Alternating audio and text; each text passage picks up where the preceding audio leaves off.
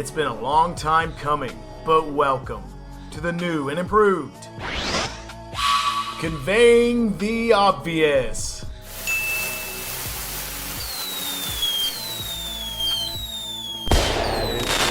That is right. Thank you, Super Ego Yeti, whoever the hell you are. It is me, Mr. Darwin, coming at you hot with another episode of CTO Live. Welcome. And yeah, take nothing we say serious. Everything we say is satire, so we can get away with everything. Satire. It's a great loophole, but thank you one and all for coming in tonight. Hello, welcome. Hello to Nessie and Boba. And I think we have some other people lurking around, but tonight's topic is going to be a little different than what we've been going over the past few episodes, but we'll get to that in a second. But how are you all doing tonight? Hope you're doing well. Yes, thank you. There are specific commands for CTO. If you're used to the Gaming Dojo stuff, it's not quite the same. It's a little bit more low-key, you could say. And, oh, I almost forgot my glasses. Oh, my God. But, yes, use all the different audio commands, chat-based commands. We'll keep adding stuff. It's still in the works, y'all.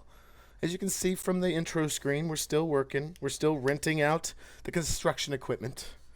Because Ronin Yeti has no money. He can't buy no construction equipment. Got to fucking rent it out. But hello, and we got Patch in here as well. Balls. I don't think we have a balls command, but maybe I should consider it. Yep, balls are broken. But thank you for coming in tonight. Well, for those wanting to know what topic we'll be going over tonight, we're going to, like I said, readjust here. We're going to readjust the facet of the prism of reality. We were looking through one facet of cultists. One of cultists trying to take over the world through various means and various ways. Now we're going to talk about lost civilizations. A little bit more fun, a little bit more relaxed. And I think more people will enjoy it. We're not going to get so serious. And I think this will be much more enjoyable in a different way. But thank you for coming in. Yes, thinking about audio. We're going to teach audio, little darling, little Yeti. We're going to teach him how to growl to keep away the poaches. Yeah, so I want to go ahead. Let's get chat on. I didn't even get the chatty on. Let's get the internet on as well. And like last time, we are going to try to do this in a fashion the way the proper pidge would want us to. There's an image behind me. It talks about how we're supposed to do this and why. Let's see. The mist image is about in what order to do stuff, and pidge is like how you do this stuff, like how you research, look at different search engines, look at things through different perspectives, try to find some sort of infallibility within all these different ideas and perspectives. And with that being said, I think last episode we did very well keeping on track and going from like total fiction to possible truth. And I think I want to keep up that theme. So today with Atlantis, we'll start like here, the original Disney Atlantis 2001 movie, of which I've never seen, but from the trailer, I'm honestly surprised. There's some crazy shit in there. But regardless of that fact, it's a fact because it's in the video. But we're going to start from kind of fiction, at least what some people think of Atlantis, and then we're going to try to delve more into a possible truth or possible truths. So stay tuned for that. I think we're going to have a lot of fun tonight. Thank you for coming in. Hope you've had a fabulous week. But once more, welcome to the show. Very mysterious. Oh, here we go. All right, no, CB, we don't do that. You calm down, CB. And actually, I usually don't drink during CTO, but I got to drink. Yeah, CB thought he would sit in. CB likes me a little bit, soundboard guy. I don't know what his modus operandi is, though. Modus operandi? What is your modus operandi, boy? Are you a boy? Asexual. Gotcha. Is that a pronoun thing? Biological. Okay, gotcha. Anyway, let's start out here. You know, I didn't even come in close. Welcome to this show. But yes, let's watch this classic trailer from 2001 Atlantis, The Lost Empire, made by Disney, and see what their take on Atlantis was. Okay. Let's see. This shit is wild. I thought it was going to be more like a kind of like Little Mermaid sort of thing. There's like aliens and all that shit, which misfortune. People do attribute Atlantis to aliens The sometimes. island of Atlantis disappeared. into the depths of the sea. Audio is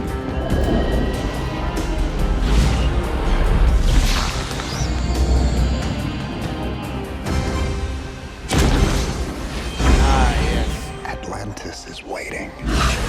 This is what happened. No, I don't mind. Here, let me put it on the list. I don't mind watching it. I don't even mind watching it for a watch party. Fascinating. Thank you. And don't forget to watch Despicable Me 2. Obviously. So with all these fucking commercials that always come into my shows, this is ridiculous. Hold on. What is it? Wow, it's like half the video. Atlantis, the Lost Empire. Atlantis, the Lost Empire, 2001. The Atlantis Empire Strikes Back. Okay, so interesting. Let's see.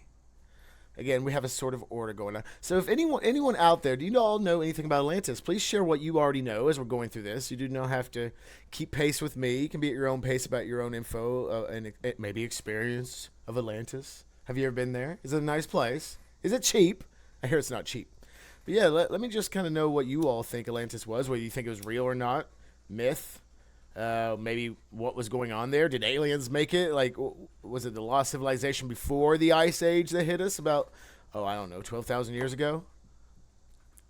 What do y'all think it is? I have my own opinion, but it's not just about my opinion. CTO is about all of our opinions. So please, that's what CTO is all about. This is not, it will have its static audio-based podcast on SoundCloud or whatever the fuck, but with this, when we're live, it's also about you. You all help make the show. So I am always thrilled to hear what you all have to say, regardless if I agree with it or not. I will at least try to understand it.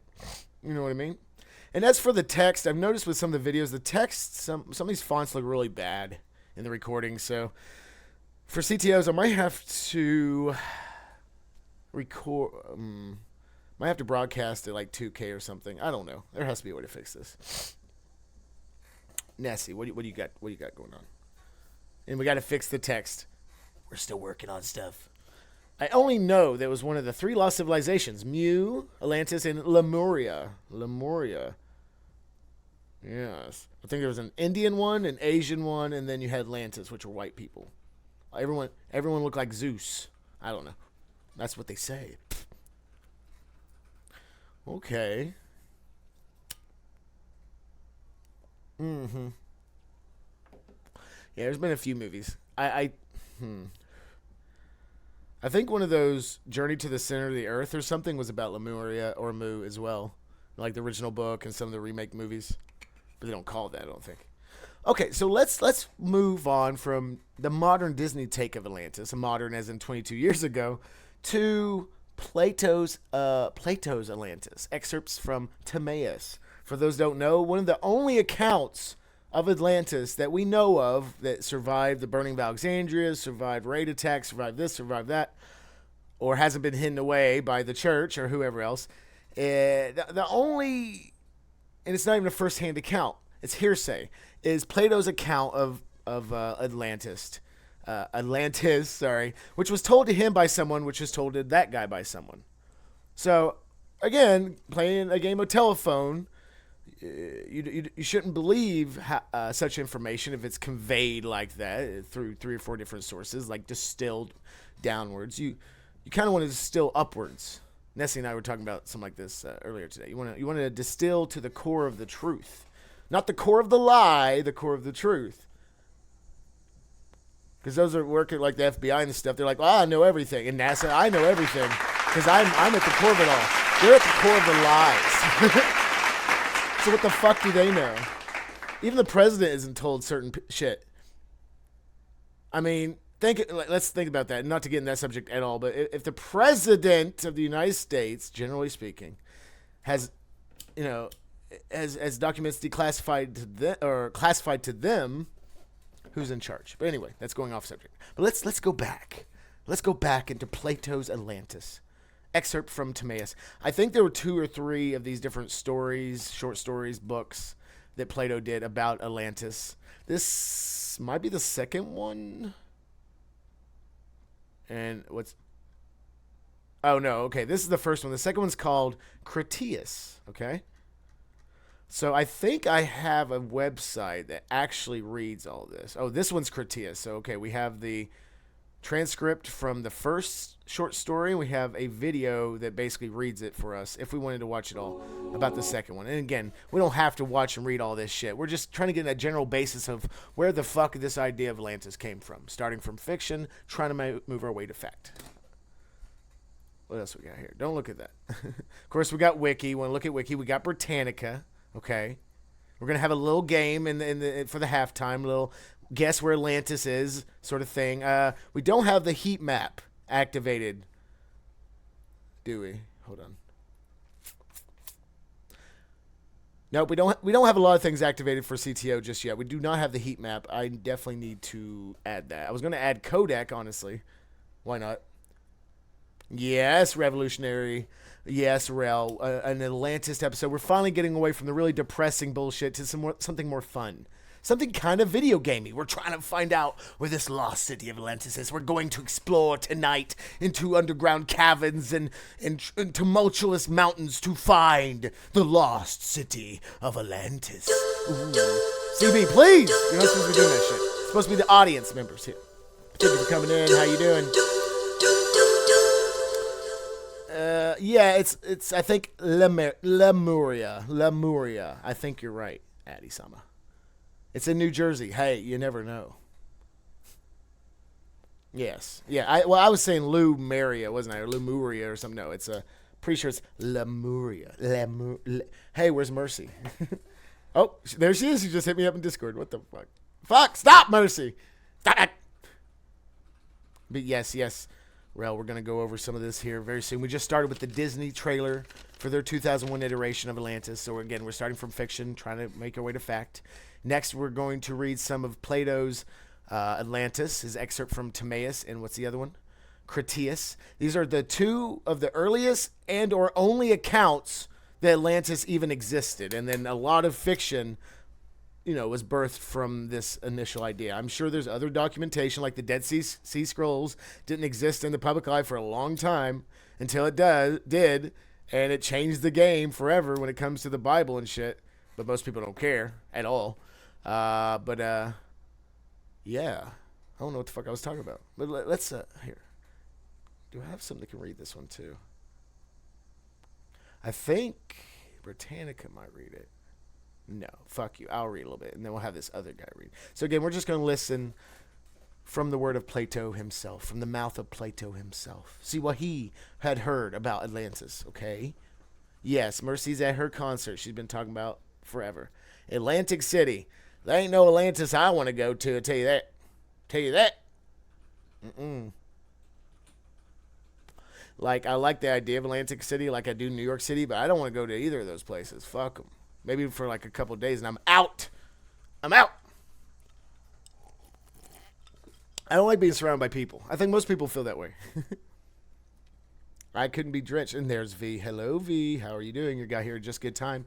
Like I said, just started watching the Disney trailer. Now we're going to go into Plato's actual accounts of what he had heard about the city of Atlantis. Again, I'm not reading all this, and we're not going to watch all this video.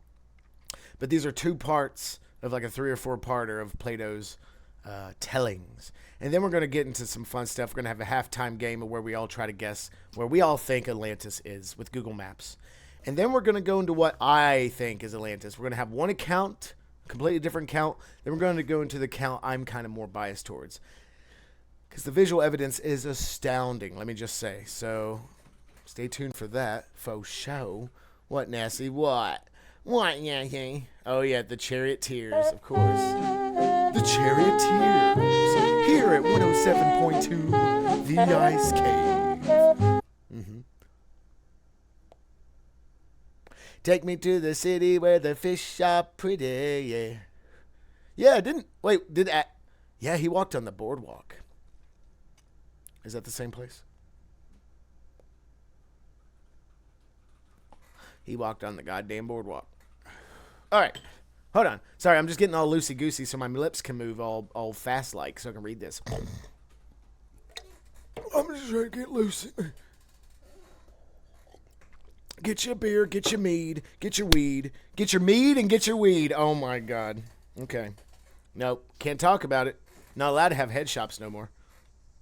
Just, oh, don't look at me. Look at that. Look at the, fuck you, camera guy. Who's the camera guy, by the way? I don't even, camera guy. Is there someone behind the, hello? Hold up. Is there other people here other than CB? Hold on. What's happening? What the fuck? God. What the fuck? Hello? Is there anyone else in here? Hello? Who's behind that camera?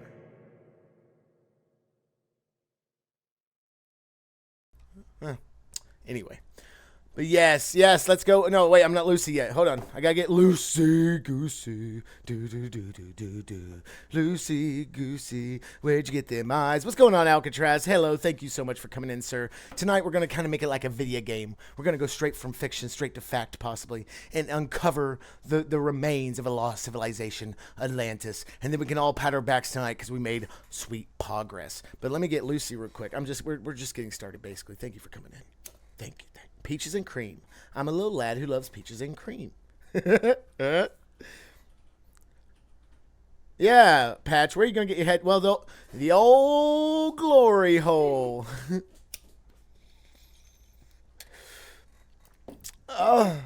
You can use commands. They're just not visual. I mean, I'm surprised Addy don't do this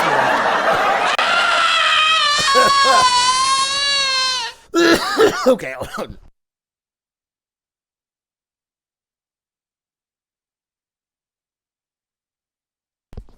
Maybe I need to have another camera angle where it zooms in on the zoom in. Oh, okay.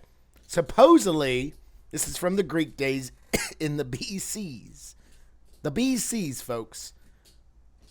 Around 400 BC. There's that right. Hey, I should have a riot audience. Hold on, I'll add that. Hold on. Riot. Add riot audio. I mean, it's lore friendly, okay? I love it. Thank you. There we go. Oh, hold on. I could probably enhance. Oh, there we go. I need to do that more often. Enhance. Yes. Here we go. Here we go. You know, there's probably a text-to-speech thing in Firefox I could do, but hold on. If there is, I don't have it downloaded. Okay. And you know, all this is a translation, right? See, that's another thing too. What's the difference between That scared the shit out of me. Hold on. Do that again. Patch, you hacker. You hacksaw, do that again. Do it again. Do it again. Okay. I thought the audio was coming through the stream, but it is not. No, we don't have time for all that. I was going to say, if you were a guest, you could talk to us through that, but I'm not going to set that up because I'm trying to get to this. Okay. There are so many ideas for the show, y'all. Didn't Kmart disappear? Yeah. Kind of. There might be some left. Hold on.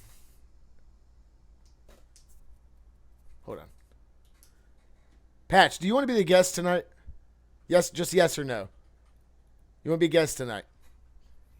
You have to know a little something about what we're talking about, though. I don't want you to just be talking about bullshit, which is fun. No, okay. Well, fuck you too. I love you. Bye-bye. FY, severe thunderstorms. Great. Yeah, so if the show goes out, folks, our power goes out pretty easily, so... maybe it'll go out right before we get the answer, and it'll be great suspense. Yes. Well, I mean, you are our special guest, Patch. I mean, Annie's our special guest. All these people here today are always our special guests. But I was talking about like a special guest above me. But anyway, back to this. But in addition to the gods whom you have mentioned, I would specially invoke, here we go, Mnemosyne, for all the important part of what I've to tell is dependent on her favor. And if I can recollect and recite enough of what was said by the priest and brought hither by Salome, I doubt not that I shall satisfy the requirements of this theater. To that task, then, I will at once address myself. We are definitely going to be skipping around. Anyway, let me begin by observing, first of all, that 9,000 was the sum of years which had elapsed since the war which was said to have taken place between all those who dwelt outside the pillars of Heracles and those who dwelt within them. This war I am now to describe. Now, this is interesting. I haven't read all this in quite a while, probably since high school. He says 9,000 years, though, that written history is supposed to start at 6,000 years ago. Maybe this has some actual truth in it, if you don't believe in the whole 6,000 recorded history bullshit. Anyway. Of the combatants on the one side, the city. So supposedly, what? It had been 9,000 years since this happened, since Atlantis existed, according to Plato. So let's just again, we're gonna have to suspend our disbelief here and there for not for the content. We don't believe content outright. We want to fix the context. We want to understand the context, the underlying understanding of information. Information is important, but you have to know how to think first. And I'm not saying y'all don't know how to think, but there are certain ways of thinking objectively, critically, responsibly, et cetera, et cetera. You know, and that's what I would like for us to do in this show here. But suspensive disbelief here. Suspend your disbelief. If it had happened 9,000 years prior to Plato's understanding and hearing of this from someone else, do you realize how much the story probably changed in those 9,000 years? So again, I was asking earlier, disinformation versus misinformation. There's a slight difference. Far as I know, misinformation is someone is changing information for a reason, for a certain narrative. Hold on, let me look it up. But I was going to say, one thing about misinformation, disinformation is that people aren't, some history books and shit aren't necessarily lying to us. They mistranslate shit from older documents, from other languages. They mistranslate shit. They get shit wrong. Some of it's hearsay. You know what I mean? So it's not not all sources are malicious. Some of them just don't know what the fuck's going on, and they're trying to make sense of it. Misinformation, wrong information, false account, untrue, incorrect. Right?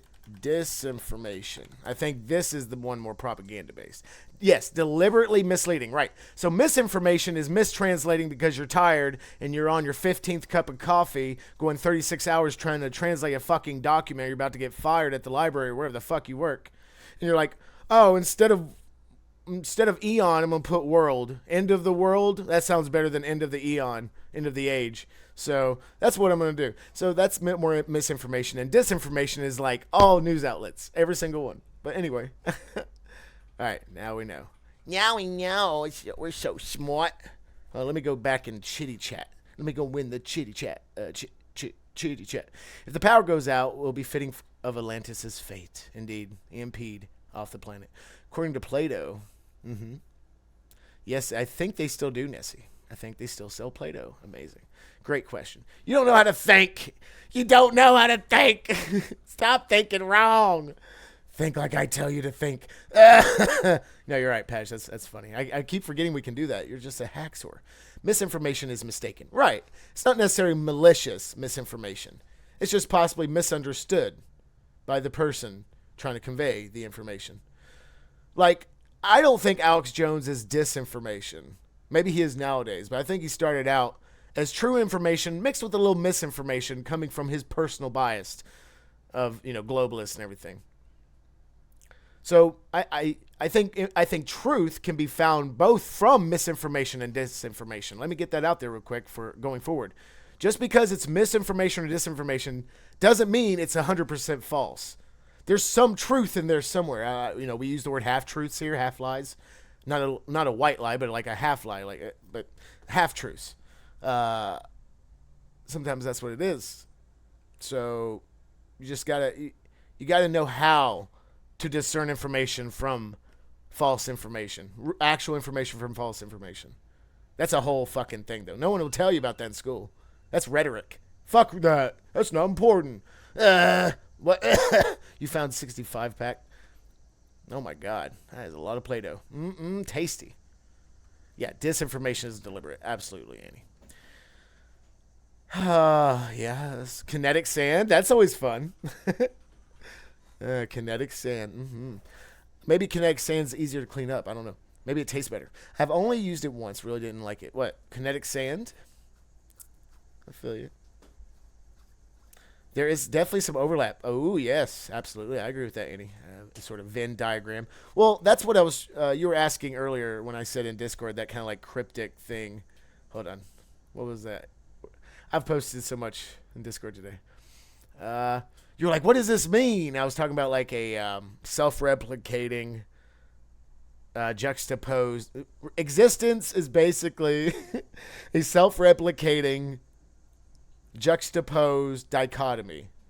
Well, that's what a Venn diagram basically is. It's two juxtapositioned ideals, whatever. It's for a visual. It's a visual to help one think. And then there is obviously some overlap even at the two extremes, Reality is a Venn diagram. I didn't want to explain it. There's a big difference. Maybe I was busy.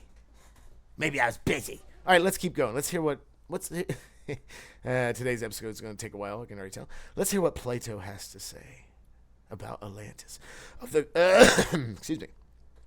Of the combatants on the one side, the city of Athens was reported to have been the ruler and to have directed the contest. The combatants on the other side.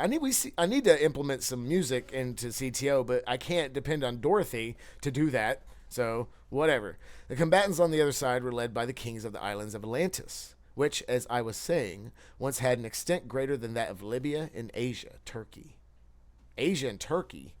That's kind of different. Well, not really. And when yes, it is very different. Anyway, and when afterward, sunk by an earthquake, became an impassable barrier of mud to voyagers sailing from hence to the ocean. Okay, I'm going to reread that real quick with what I know.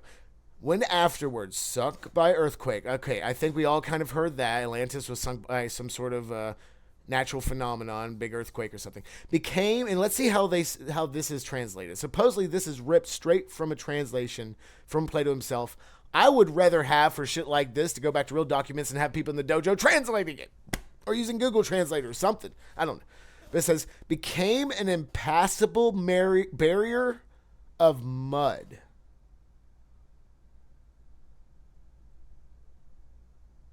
Okay.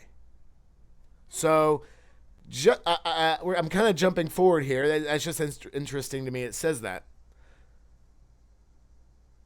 If it's an island that sunk in the sea, why has it now become a barrier of mud? To me, that sounds like it was possibly on the inland somewhere, which I'm not, again, getting a little ahead of myself here.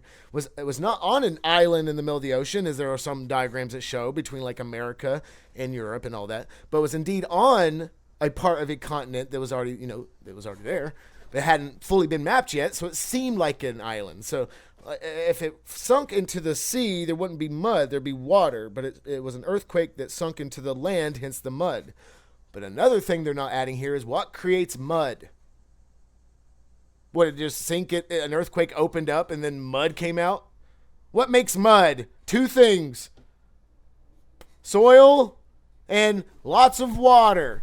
Let's just keep going ahead. This is very interesting to me. I'm learning as much as you all here. I don't proclaim to know 100% about any of this shit. Venn diagrams aren't always just two. I know, absolutely. Yeah, there's trichotomies and stuff, of which I like trichotomies, but yeah, for the sake of what we were talking about. You can't have lots of areas that overlap. You can't have lots of areas. Well, then you just become like a... Hold on. You know what the best Venn diagram ever is? This is the best Venn diagram. There you go. If you all want to know what reality looks like, this is it. Spoiler alert.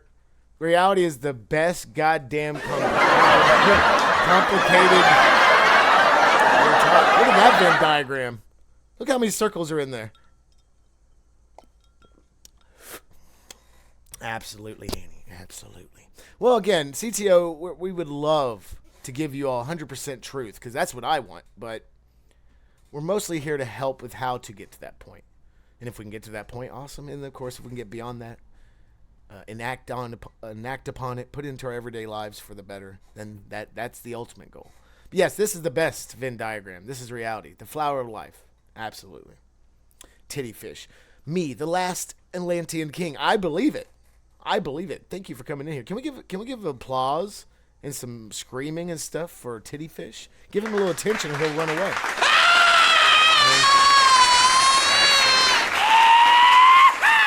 I've been waiting for this day. What's going on, buddy?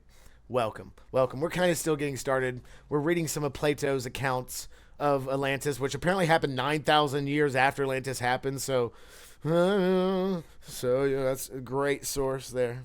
Which is why it's more in the fictional part of our stream.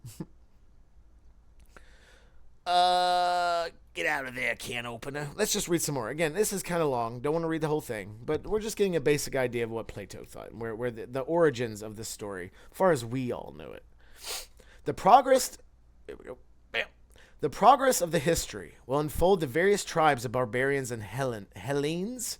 Help me out, Titty Fish King. Helens? Helen! Which then existed, as they successfully appear on the scene. But I must begin by describing, first of all, the Athenians as they were in that day, and their enemies who fought with them. And I shall have to tell of the power and form of government of both of them. Let us give the precedence to Athens, omitted ? Well, that's not great.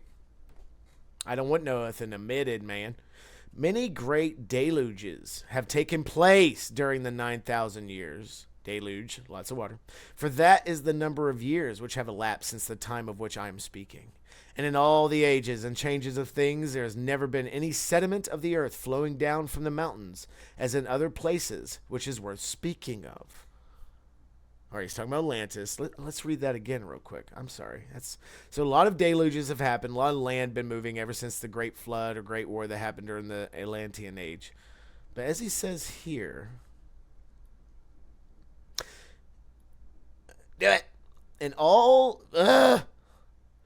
the ages and changes of things, there has never been any sediment of the earth flowing down from the mountains as like in Atlantis. Sediment of earth floating down. So is it saying Atlantis was on top of some mountains? Was it saying Atlantis was at the base of some mountains? Was it saying Atlantis was surrounded by mountains? Or is it just using a kind of visual like mountains as in it's a crater because an earthquake swallowed it up, like quicksand or whatever the fuck, quick mud, and like it looked like mountains rose above around it. You know, many interpretations here. But I think that's interesting. Again, islands can have mountains, obviously, but I don't know. Maybe the whole island idea has been entrenched in our idea of Atlantis, and maybe really they don't ever. Let's see if he talks about it being an island. I have yet to see him talk about an island. Am I retarded? Granted, we're only like in the 5th paragraph down. Yes, the islands of Atlantis. Islands. Huh. Okay. Interesting. Again, not all the continents have been mapped yet, so a continent like Africa or whatever, without being properly mapped, could appear like on a map or in people's minds as different islands making up kind of like a lot of islands, which in reality... Oh, and here's the thing, too. So, like, let's say there's Africa, right? Let's say the northern part of all of Africa. Let's say there was a great flood. It would create a lot of rivers and ponds and stuff, which could effectively kind of cut off different parts of land from each other, making it look like islands. Just saying. Again, I'm not saying that's true. I'm just saying. I'm saying. I feel like he's saying there isn't ocean sediment in the mountains. I've never heard of Atlantis being an island, rather underwater. Right, and that's another thing too. So, usually, if you've heard of the fiction or stories of Atlantis underwater, it's the happenings after what happened on Atlantis, of which Plato says there was a huge war that caused there was some weapon used or God's wrath came down and sunk it. But some media and fiction picked up on the idea where Atlantis was still functioning underwater or had started there from the very beginning. But Plato's account, the original account that we all, where all these stories stem from that we know of, accounts it was islands. It was like a collection of islands, little land masses, maybe big land masses. That's a strong possibility. So I'm personally more. I think it was either land masses or a continent that had been waterlogged or had been mistaken for islands. That's me personally. Again, I'm jumping ahead. I need to control myself. But let's just keep going on for a few more paragraphs. Again, I think this source is very important.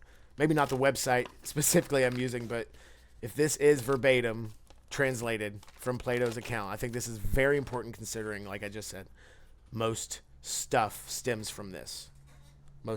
All the Disney movies, all the video games. It has always been carried round in a circle and disappeared in the depths below. The consequence is that, in comparison to what then was, there are remaining in small islets only the bones of the wasted body, as they may be called, all the richer and softer parts of the soil having fallen away, and the mere skeleton of the country being left. So talking about the devastation that happened after this war.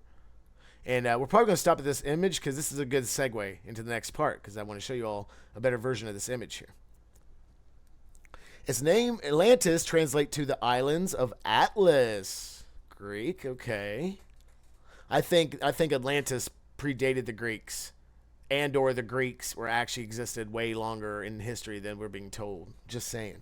Ooh, Revolutionary Rail getting his purple belt. I love purple. I know his hat looks fucking blue, but it is purple.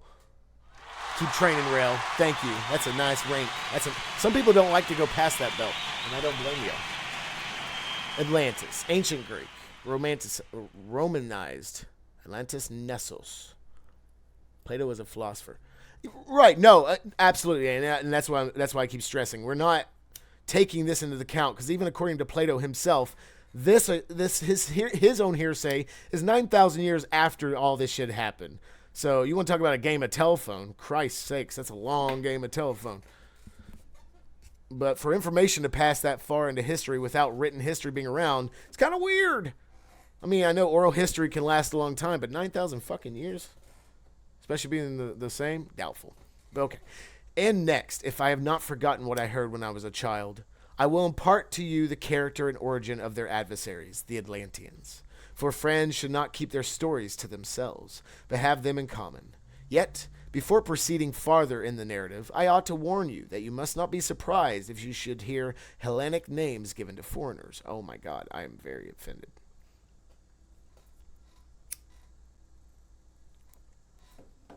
So again, this is not Plato's account of him going to Atlantis. This is him being told this account by someone else accounted this story to him, and he told someone else, and then they told us, or told a translator, and the translator told us. And hate this shit.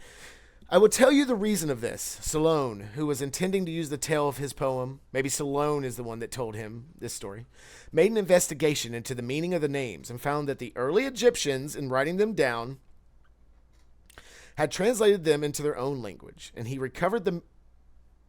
Let me keep going, sorry. He recovered the meaning of the several names and retranslated them. And copied them out again in our language. You see how many filters already? My great-grandfather, Dropidas, had the original writing.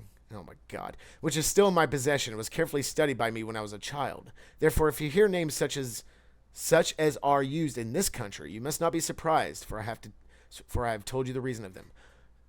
Interesting that he would even bring up that detail. So he says, I will be using names that aren't really Atlantean, but this is just for brevity's sakes and that people can connect with these people and characters, I guess.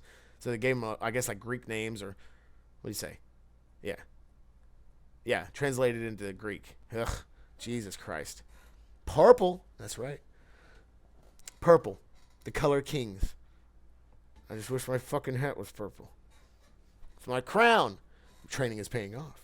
So, Rel, normally, for a while there, based on your rank, you would actually get like an armory item to use. There are a few Ronin in here, or several Ronin, rather, that can use certain armory items, although you can't use it in CTO. I apologize. But we're going to try to go back to that later. That's a little off subject, but in the near future, if this still goes on the way I plan it, you all getting rank up will actually matter. You'll get stuff out of it. So keep that in mind. I kind of want to keep reading. Can we look at this image, please? So this, this is supposedly what Atlantis looked like.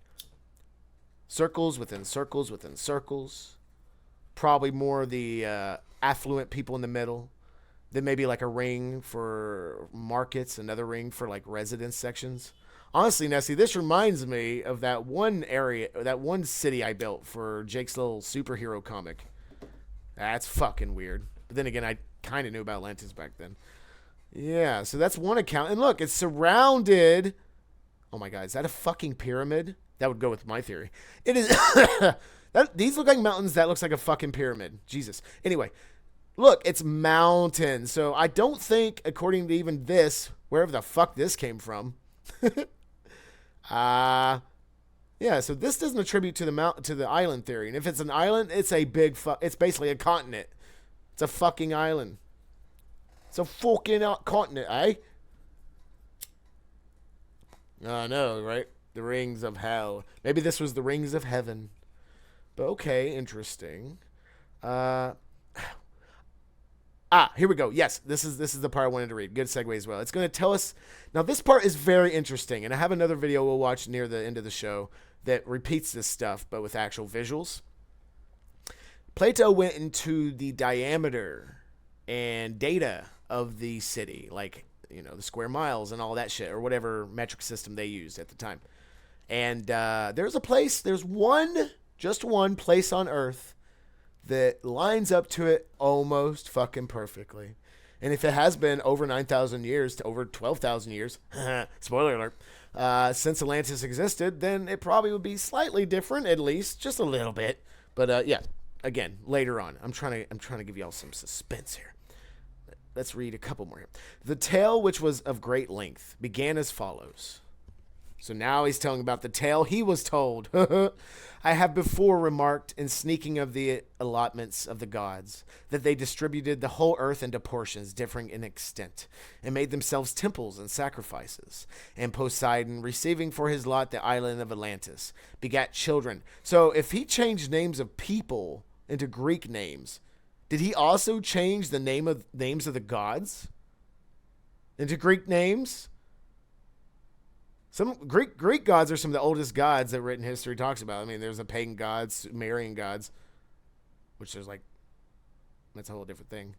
But anyway. And Poseidon, receiving for his lot the island of Atlantis, begat children. So the god had made children into Atlantis and settled them in a part of the island which I will proceed to describe. On the side toward the sea. All right, now I might keep this website open so we can go back to it, see if it lines up.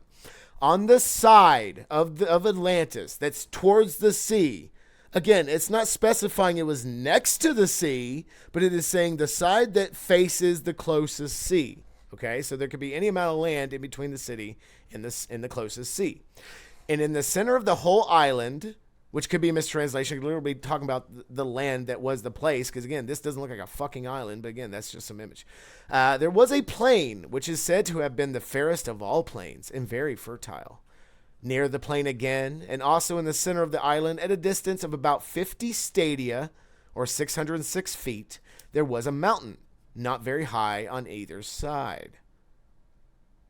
Weird. In this mountain there dwelt one of the earth-born primeval men of this country, whose name was Evanor, and had a wife named Lucepi, and they had an only daughter who, here we go. Yeah, so these names are Greek names. These are not Atlantean names, apparently. The maiden was growing up to womanhood, Poseidon fucked her, more fucking, more kids, more fun. You know, that's one thing about history I hate, is all the fucking and all the fucking names. I can't. This is the worst porn ever. All of history. The Bible's the worst porn ever. Twin brother, probably fucked his brother. Okay. Well, there's more details. Again, this is a first part of like 3 parts. So let's move on. Let's move on to the second part. We're gonna have some other dude read off, maybe like 5-10 minutes at very most. Again, if you all have anything to say, I welcome any ideas, regardless of how crazy you think they are, or any. What happened? Oh, I didn't mean to close that, by the way. God damn it. Hold on. Which one is it, eh? Hold on, man. Oh, don't look at that, man. Hey, man. Hey, don't look at that. I'm going to keep that. I need to keep that open. Hold on, Nessie. Read at the oldest, who was king, then probably names the island. Read at the oldest, like the first. King Atlas. Okay, hold on. Fucking Discord, dude. Atlas. We need to find the first instance here. Okay, so the first instance of it saying Atlas. And he named them all. The eldest who was king, he named Atlas. And from him, the whole... hold on, you all can't see it. And from... Okay, let's read both of these. Just because Nessie's curious here. He also begat and brought up 5 pairs of male children, dividing the island of Atlantis into 10 portions. So... what, like 10 fucking islands? 10 landmasses? He gave to the firstborn of the eldest pair his mother's dwelling and the surrounding allotment, which was the largest and best, and made him king over the rest. The others he made princes and gave them rule over many men in a large territory. And he named them all. The eldest, who was king, he named Atlas, and from him the whole island and the ocean received the name of Atlantic. To his twin brother, who was born after him and obtained as his lot the extremity of the island toward the pillars of Heracles, as far as the country, which I think is the entrance of the Mediterranean, as far as the country which is still called the region of Gades? Gades? Yes, we'll say Gades. It's not Hades, it's Gades in that part of the world. He gave the name, which is the Hellenic language, is Eumelis, in the language of the country, which is named after him. Yeah, fuck off. See what I'm saying? Going back. Yes, Nessie. There you go. Oh, hi, Drew. Welcome. Thank you for coming in. We're still kind of in the first part of tonight's show. We're going at a steady pace here. We're going over Plato's accounts of what he heard about Atlantis, which apparently happened 9,000 years after. He had heard about Atlantis 9,000 years after it happened. So you can already guess how reliable Plato's account was. Hope you're having a good night. Thank you for coming in. Yep, Atlas, Atlantis. So apparently the word Atlantis, was based on Atlas, the eldest king of the 5 brothers that was given the biggest island. So it didn't have a name before that, apparently. I don't know. Atlas holds up the world, so maybe Earth is the island. Ooh. Oh. Damn. You blew my mind there for a second. Hold up. My mind just broke. 10 portions. Hold on. We have 7 continents. But with certain water erosions and stuff, there could have been technically more continents, but continents is just a category, a word we've given to certain land masses, which isn't necessarily truth. It's just a fucking word of observation. Damn. You blew my mind there, Annie. Very interesting. Makes me think like Atlantis could have been the very first human civilization that happened pre-Ice Age that held up the world thereafter. God damn. Turtle Island. Turtle Island? That sounds familiar. What's up with Turtle Island?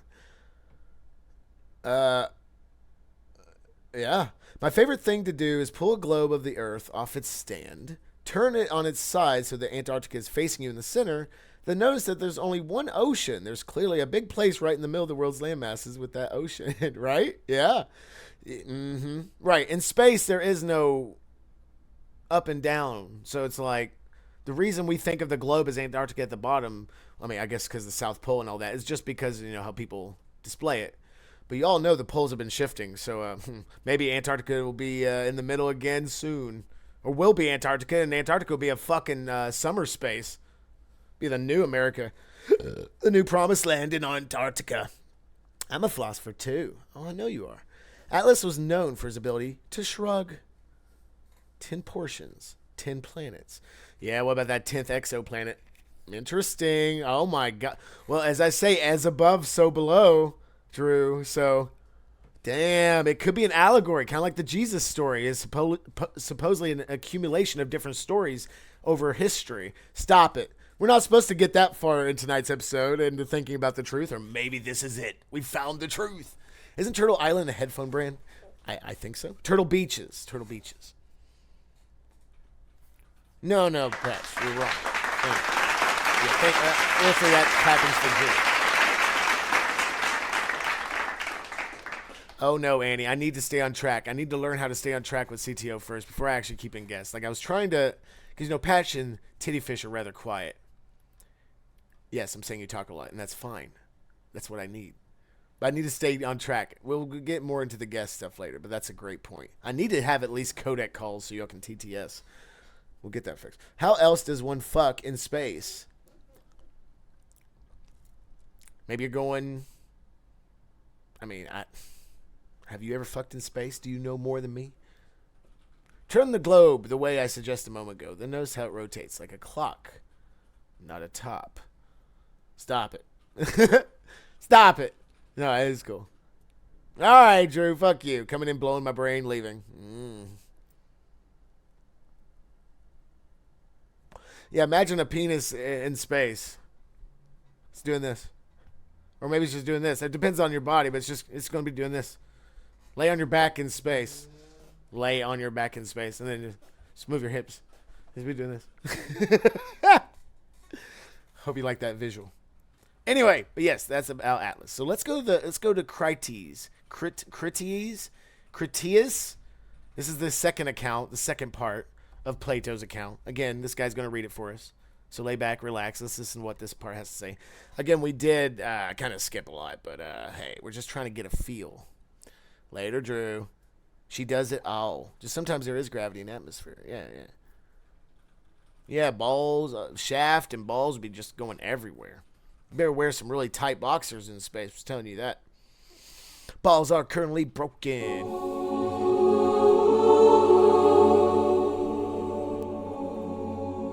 Let me begin. Again, this is supposed to be this guy reading off what I was going to read, so it's giving me a break. Begin by observing, first of all, that 9,000 was the sum of years which had elapsed since the war which was said to have taken place between... This is the same fucking thing. Hold on. ...voyages were not as yet. And then this talks about Atlas. Royal Palace. Okay, so this is the whole thing, I think. All of the parts.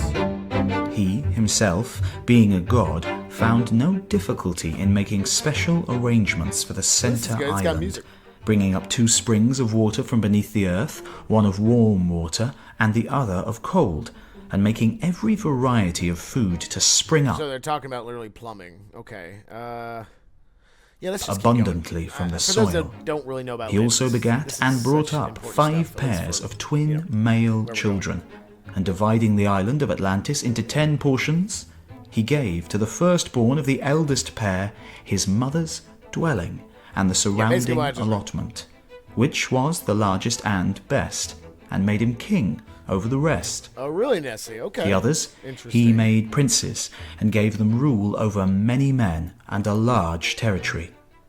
And he named them Where's all. Alterator? I need Alterator to read Plato's, the eldest, who Atlantis. was the first king, he named Atlas.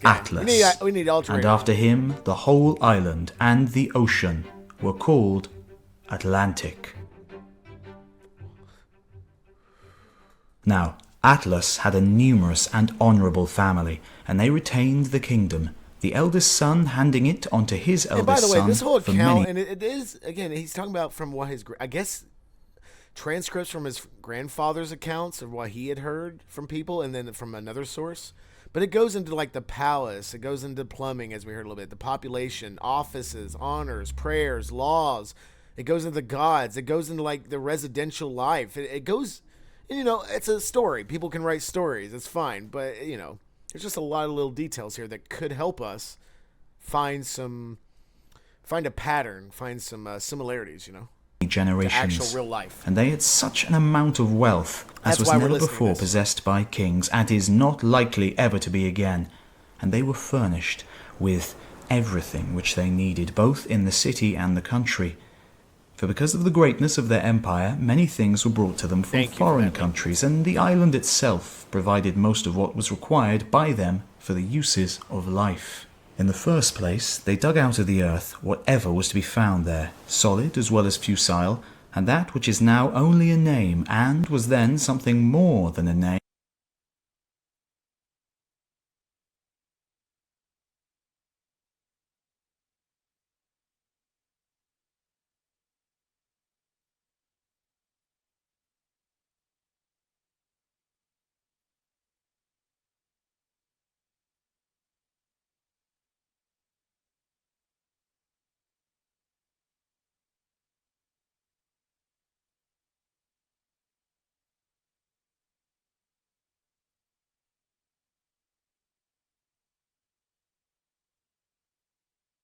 or a chalcum, was dug out of the earth in many parts of the island, being more precious in those days than anything except gold.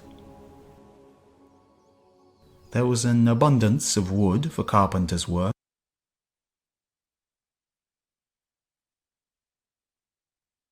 being more precious in those days than anything except gold.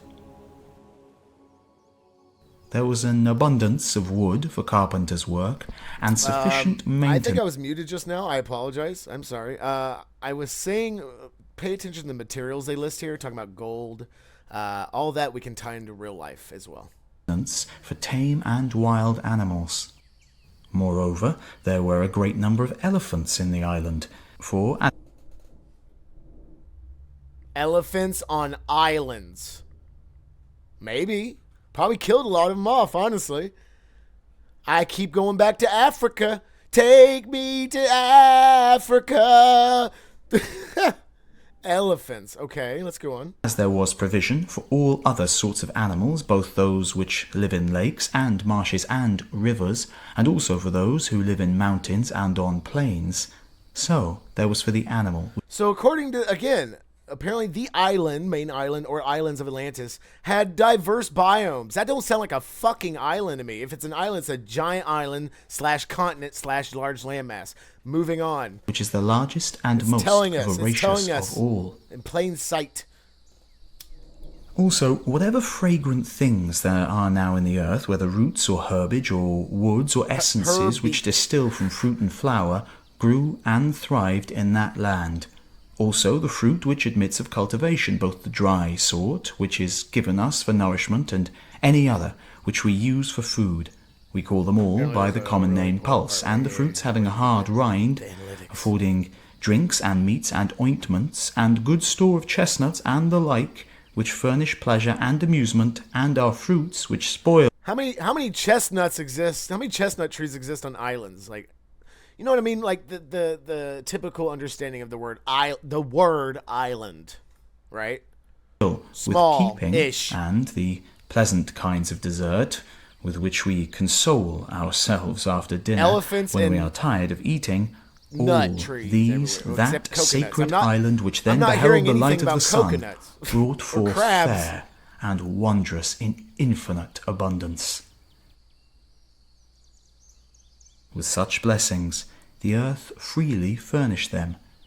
Meanwhile, they went on constructing their temples and palaces and harbours and docks, and they arranged the whole country in the following manner. Okay, like, let me say it like this, a visual. Let's say you hit America on the East Coast, and you plotted all the way going west until you hit the ocean. One of your first assumptions there would be, this is a very large island. You'd probably think if you went north, you'd hit the ocean. If you went south, you'd hit the ocean. Maybe, just trying to help here with a visual. So with that being said, that's kind of supposedly how maps in the world was. Supposedly not all the land masses were mapped.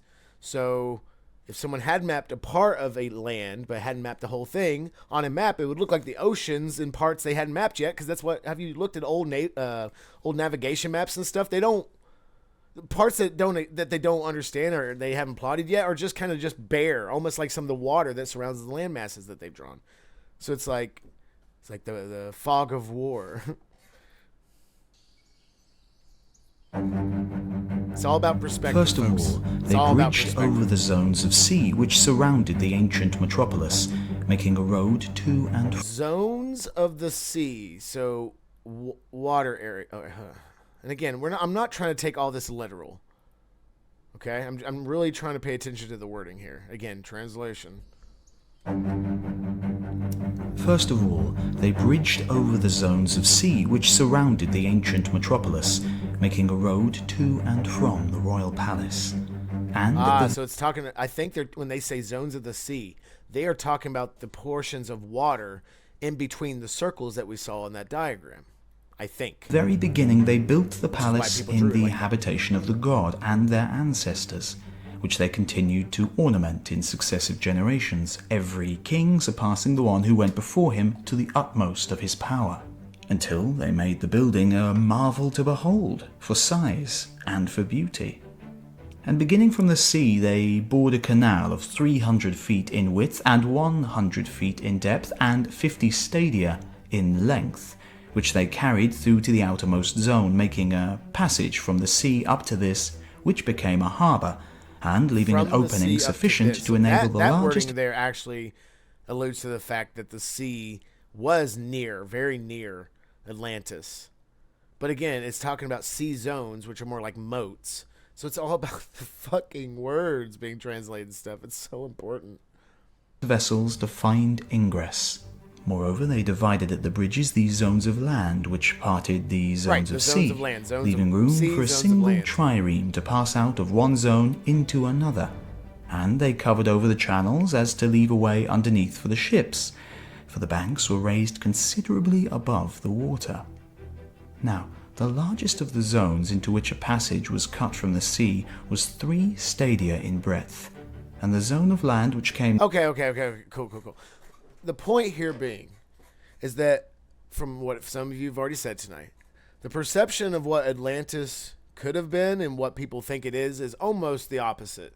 Most people think underwater alien dwellings, whereas Plato's literally just giving fucking measurements to what could possibly be just a land, bridge, sea, land, bridge, sea, land. You know what I mean? Which isn't that far from reality. And if we kept listening to the rest of it, it would sound more realistic to you, like something that could have actually existed around the Greek days or before, compared to what most people think of it being a superhuman island, an island of superhumans experimenting on everything, creating chimeras, which I've heard that theory. And then there's the underwater alien theory, but that's all disinformation, possible misinformation. But no, it's based more in reality, at least when Plato talks about it. I'm sure there's some more fantastical things. Maybe he talks about a fucking chimera or something. But yeah, I think it's important to realize where these stories come from, because usually there isn't anything new anymore. It's just all a remake of a remake of a remake of a remake of a copy of a copy of a copy. And I think I'm having a heart attack. Nope, that's the right side. I'm good. Kind of considering going to bed early, tired, and have to work in the morning. That's fine, Addie. Addie, you gotta start taking your meds. Yeah, Addie, you gotta start getting ready for these Mondays and Thursdays, bro. I want to hear your side of this stuff. And if you haven't looked into this stuff, CTO is the best time.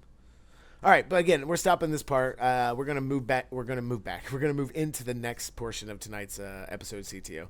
But again, going forward, I think it's all about perspective, translations. Take what Plato says, what Disney says, all this shit with a grain of salt. Try to distill some truth from all these different sources. Yes? Moving on, and here we go. Here's a more high definition photo. According to Plato's measurements of what Atlantis possibly looked like. As you can see, we have the House of the Gods in the middle. It looks like something you build in city's skyline. We have some ports leading into the sea. And what's funny even here is the sea is not there. Maybe when it says it led into the sea, it was a long fucking canal that went eventually into the sea. And look, it's backed behind mountains. Sorry. There you go.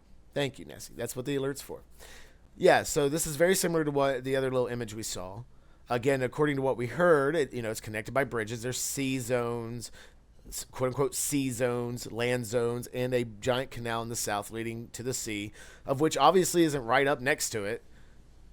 You gotta listen to the details, and you gotta think about those details during the time these words were used versus, nowadays. Just out of spite. The fuck is wrong with you, Addy? Go to sleep. He's just in a pissy mood, I guess. Come on, Addy-sama. So, yeah. So, interesting. Okay. All right. So, let's see what Wikipedia has to say. And we'll get some Google mapping here in a minute. So, look at this image. This is kind of... Well, that's weird. So, right. This says it's not in between America and Africa in that way. It's over in the other ocean. Isn't that the... Wait, am I retarded? I might be a little retarded. Hold on. I forgot my oceans, folks. Oceans on Earth. I've always gotten the Atlantic and the Pacific wrong, even in fucking school. Yeah, there's Atlantic. Hold on.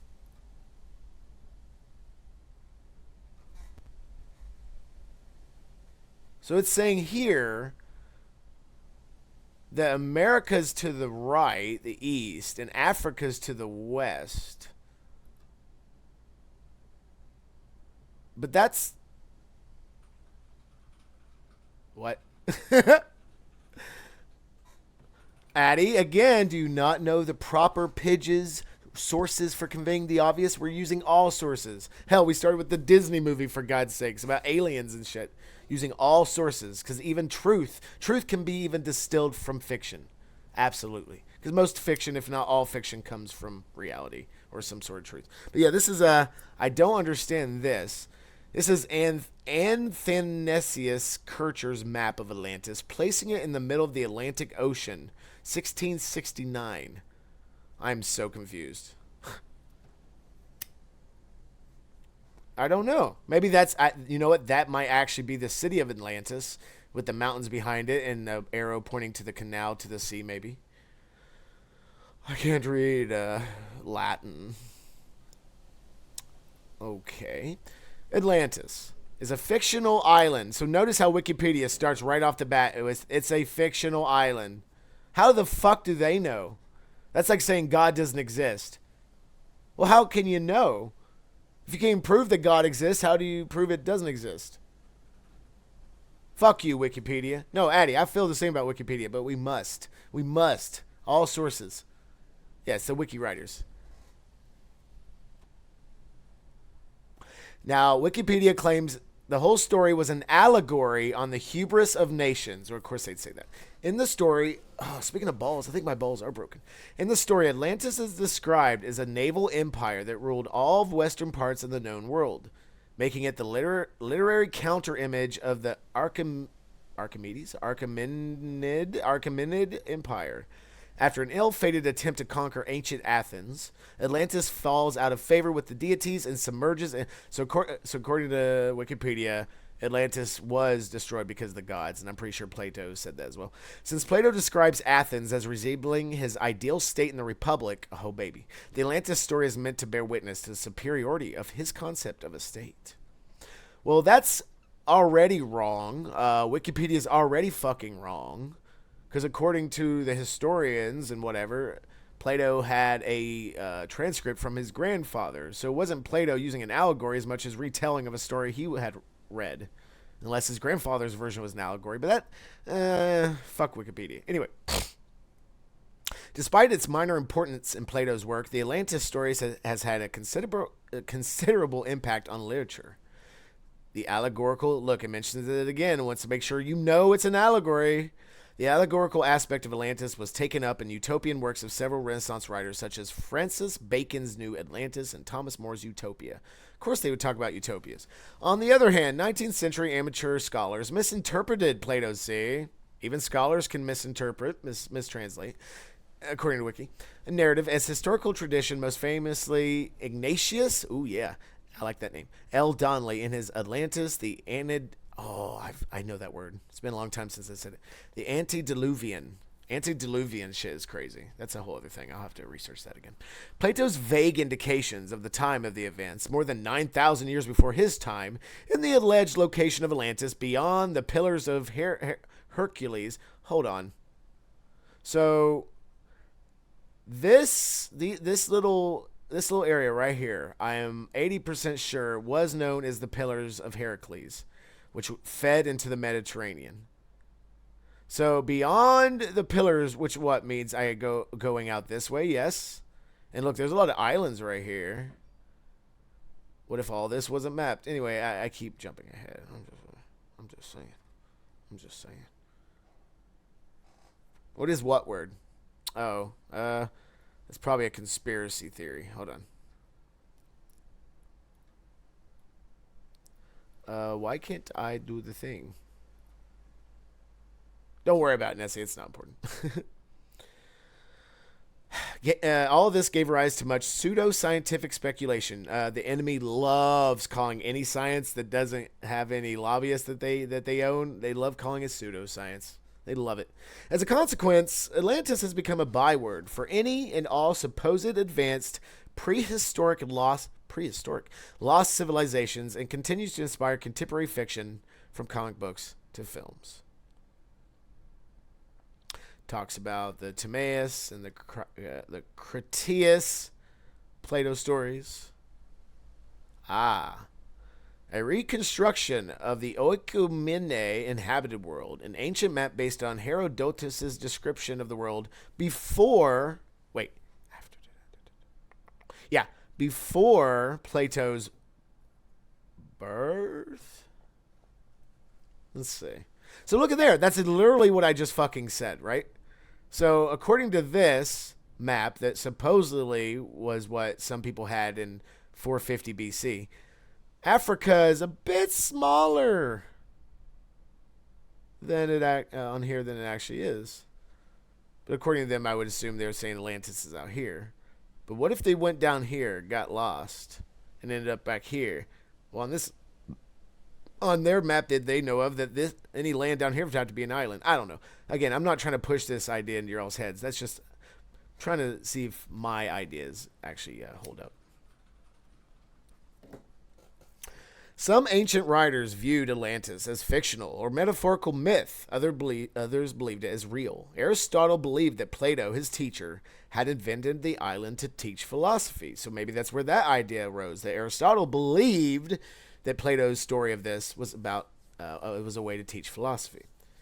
The philosopher Crantor, a student of Plato's student Xenocrates, crazy, is cited often as an example of a writer who thought the story to be historical fact. So again, even back then, there were different people who had different ideas about this fucking story, like we're doing right now.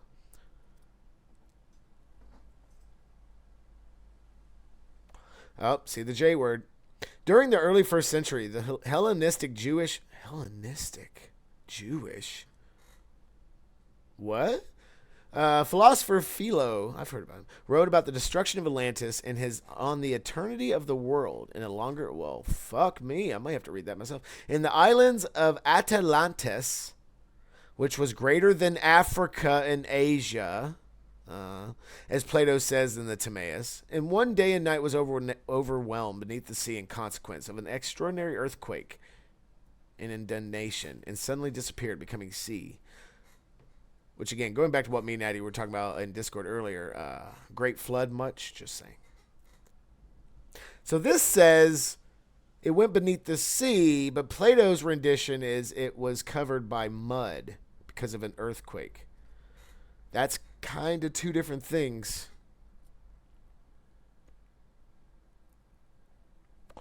Here's a modern rendition of where people think, maybe even based on fault lines and stuff, where Atlantis could have been, which is very still possible if it ever existed. If the original accounts were true, then possibly it was an island in between these two oceans. But I don't think so.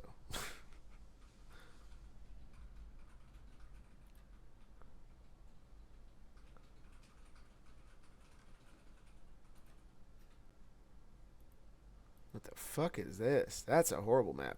No. I wonder what those canal things are supposed to represent. I think they are fault lines, Nessie. This was 1882. Maybe not. Maybe trading routes? Well, that doesn't make sense because that goes in the middle of fucking nowhere. I don't know. Yeah. Look, they stop down there, stop up there. Did they know about fault lines that accurately in 1882? I mean, I don't know. I don't think so. Maybe. Below the sea means under the mud. Below the sea. Below the sea is mud, like sand and mud. Ah, different interpretation. I feel you. Okay. So, talking about amalgamations of different mythic stories into one giant story, here's Wikipedia's take on that. Aside from Plato's original account, modern interpretations regarding Atlantis are an amalgamation of diverse speculative movements that began in the 16th century when scholars began to identify Atlantis with the New World. Francisco Lopez de Gomara was the first. Is he Portugalian? Where's Space Jesus? Was the first to state that Plato was referring to America, possibly. I've heard that theory, that Atlantis is actually America, as did Francis Bacon and Alexander von Humboldt. Janus Johannes Burchrod said in 1663, "Orbe novo non novo." The New World is not new. Athanasius Kircher accepted Plato's account as literary true, describing Atlantis as a small continent that used to be in the Atlantic Ocean. So again, throughout history, there's different interpretations, like with now. Impact of Mayanism, huh? Much speculation began as to the origins of the Maya, which led to a variety of narratives and publications that try to rationalize discoveries within the context of the Bible that had undertones of racism. Give me a fucking break. Are you fucking kidding me? Oh, here we go. Location hypothesis. Perfect. This is going to be we're going to skip. We'll go over Britannica a little bit, but I want to get into the Google Maps. This is a good segue. Let's see what Wikipedia says about possible locations of Atlantis if it did ever exist. It's different wording for the same idea, and that's exactly what all that is, Annie. All that, as you well know, all the different translations, mistranslations, from one different understanding of a language to a different understanding of a different language. You know, it can be all wording for the same idea, just sounds different within a different language. Yeah, I've heard theories of the Mayans maybe being survivors of the Atlanteans, but okay, let's see what it says here. Some think it was in or near the Mediterranean Sea. They said the Santorini caldera, which is a volcano, on June 24th, 2022, taken from the International Space Station from the Minoan eruption event in the 1964 discovery of Akrotiri on the island. This location is one of the many sites purported to have been the location of Atlantis. Looks like people are still living there pretty easily. They're like a volcano, fuck it. I mean, look at Japan. And there's, of course, some other areas. Some speculate, of course, in the Atlantic Ocean, near the Canary Islands, Madeira Islands. Around Europe, even, possibly.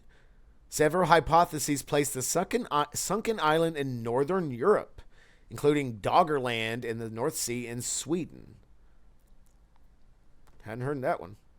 A map showing the hypothetical extent of Doggerland, 8000 BC, which provided a land bridge between Great Britain and continental Europe.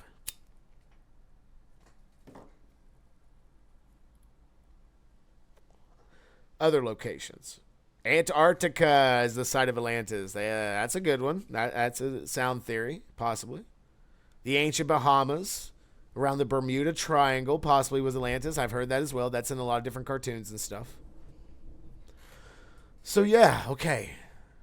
Let's dip really quick into Britannica, and then we're going to get into the portion of the show where you all will interact with me. We will guess where you all think Atlantis is. We've heard it from the professionals and from the liars alike. The Britannica is going to be very similar to Wiki, sadly. It will have some differences. Of course, it's got that same map as we saw earlier. It is said Atlantis was a rich island whose powerful princes conquered many of the lands of the Mediterranean until they were finally defeated by the Athenians and the later allies. Atlantis is Now, look at the wording here in Britannica. Atlantis is probably an allegorical legend. Not is an allegorical legend.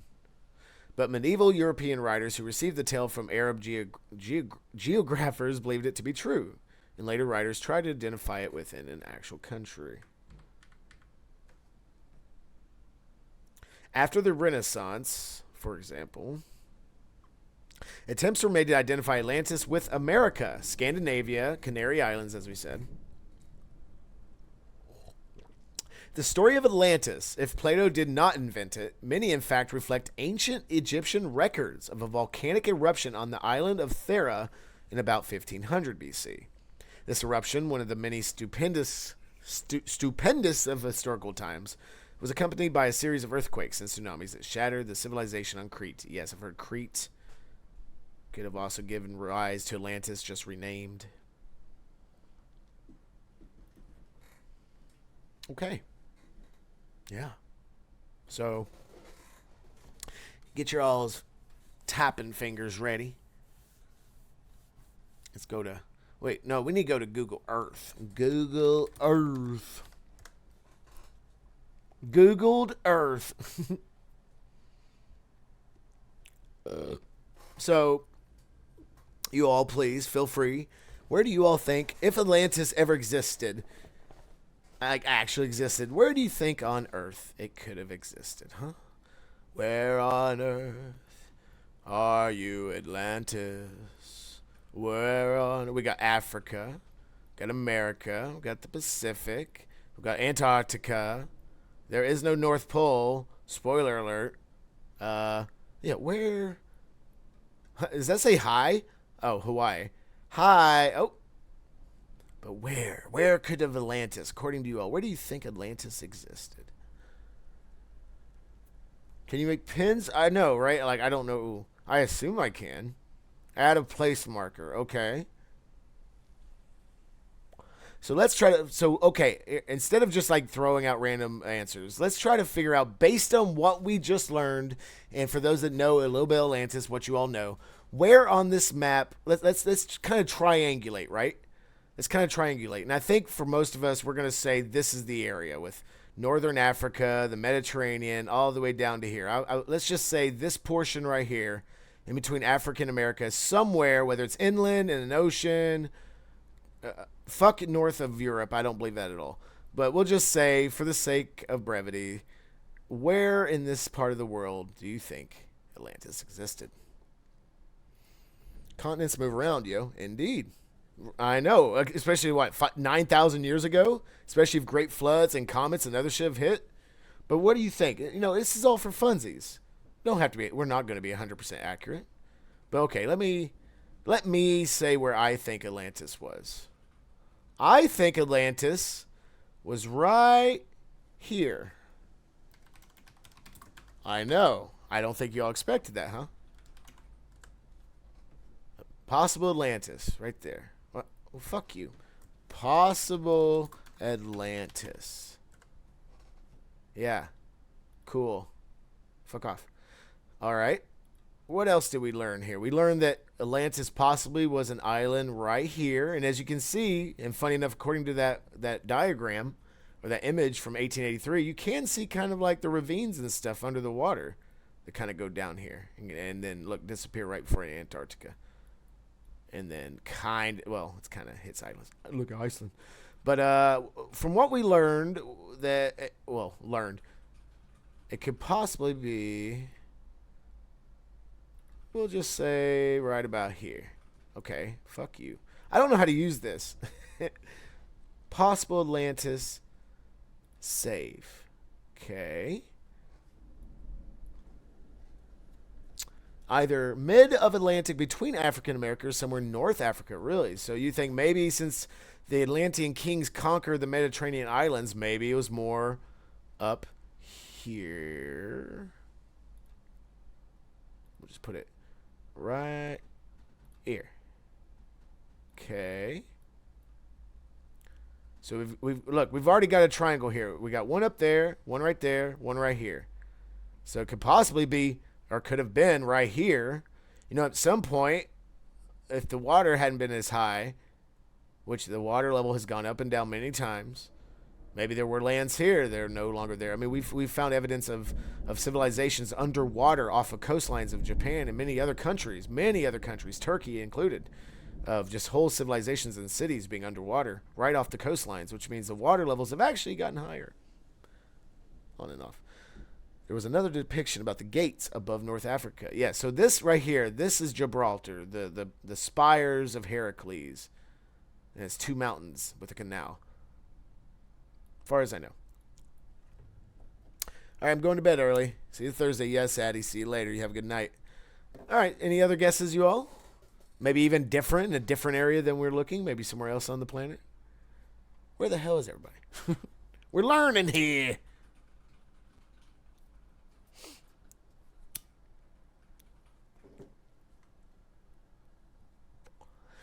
Ah, look at that. He thinks it's also in the Sahara. Do you think it's in Western Sahara? Look at Drew. No, Drew, I don't think you and I have discussed. If so, it's very quick. But I think you and I are in the same ballpark. Drew thinks it's in the Sahara. I mean, Sahara is a pretty big desert. I do too. I believe with this mark here, this is where I think, specifically right here, I think is where Atlantis was. So, okay, so we got 2 votes for the possible location of Atlantis actually being on the continent of Africa, not too far away from the coast. Could be farther. Duh. All right.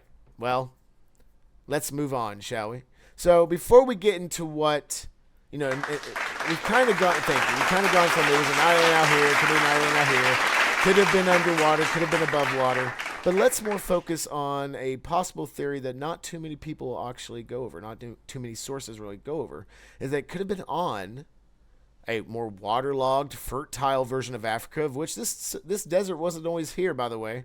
This desert, according to some studies, only really appeared around 6,000 to 12,000. Again, there's that number, 12,000. 6,000 to 12,000 years ago did this desert really appear before that was completely fertile, supposedly. So maybe, it was considered islands. I don't know. But regardless of that, let's look more into Atlantis possibly being on the land. So I was given this source earlier by somebody. This is a man, Randall Carlson. He thinks there's many different places Atlantis could exist, but this has to do with the Azores. Oh, Space Jesus sent this to me on Facebook. So love you, Space Jesus. Hope you're out there somewhere. But let's listen to what this dude has to say a little bit about his theory, huh? It's a spot with a circular, yeah.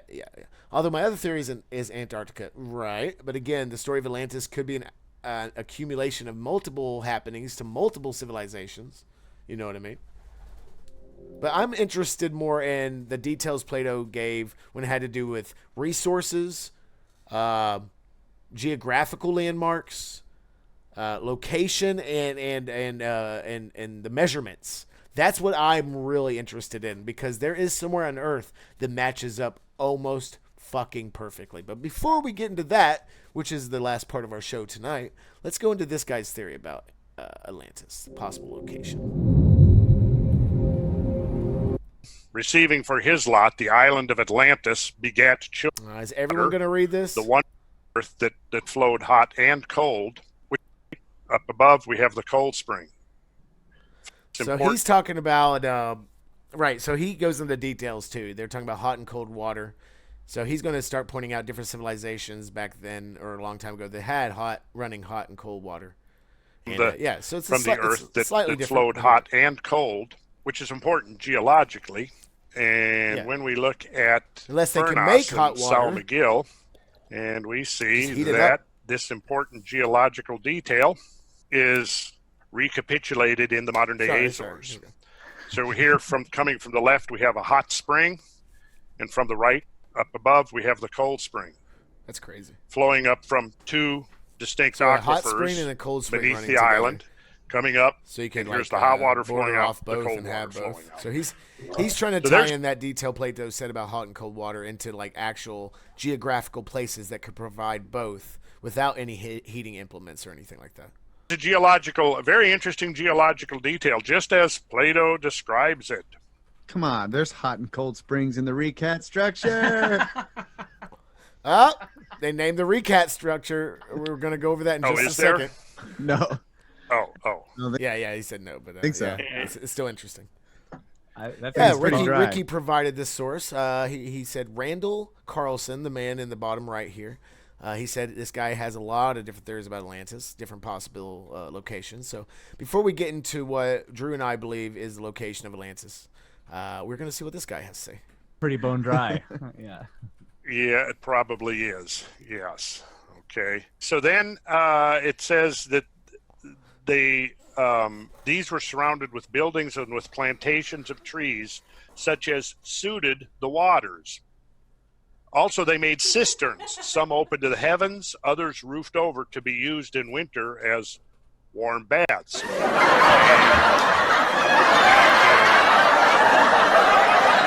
and we'll share, and we'll see that here's the hot spring. No, Drew, again, you all feel free to just thought vomit with your fingers. Thought vomit with your fingers. Whatever's on your mind about the topics we're talking about, please feel free, even if they don't directly relate to exactly what we're talking about.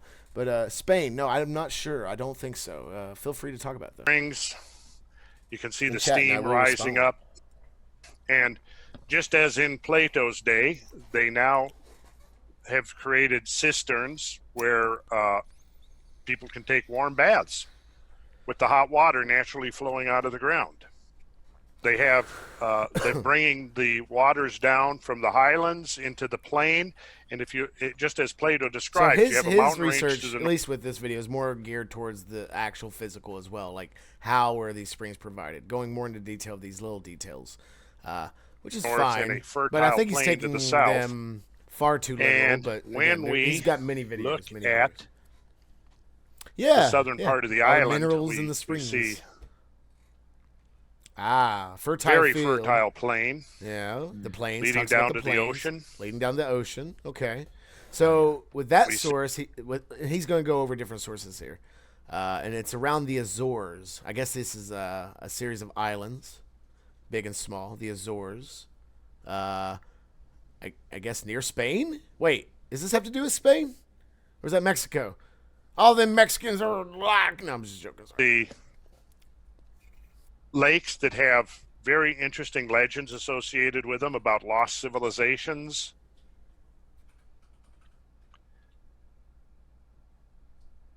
And the idea of the two springs of water, which we just saw, and the cisterns, the hot springs that are coming up very much just like Plato described, hot springs on San Miguel.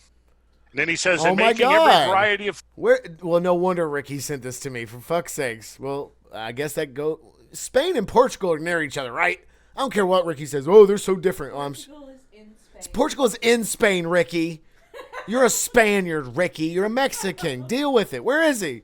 Food to spring up abundantly Don't from the soil, self-hate, bro. which is what you expect from volcanic soil. It's highly Got that fertile. Spaniard guilt. So the Azores today are very fertile and abundant food in the markets, that grows from this volcanic soil. And whatever fragrant things there now are in the earth, whether roots or herbage or woods or essences which distill from fruit and flower, grew and Isn't that funny, thrived Drew? in that land. Look at us, how we're all connected. Drew's like, did we talk about Spain? And we're literally talking about Spain. What the fuck?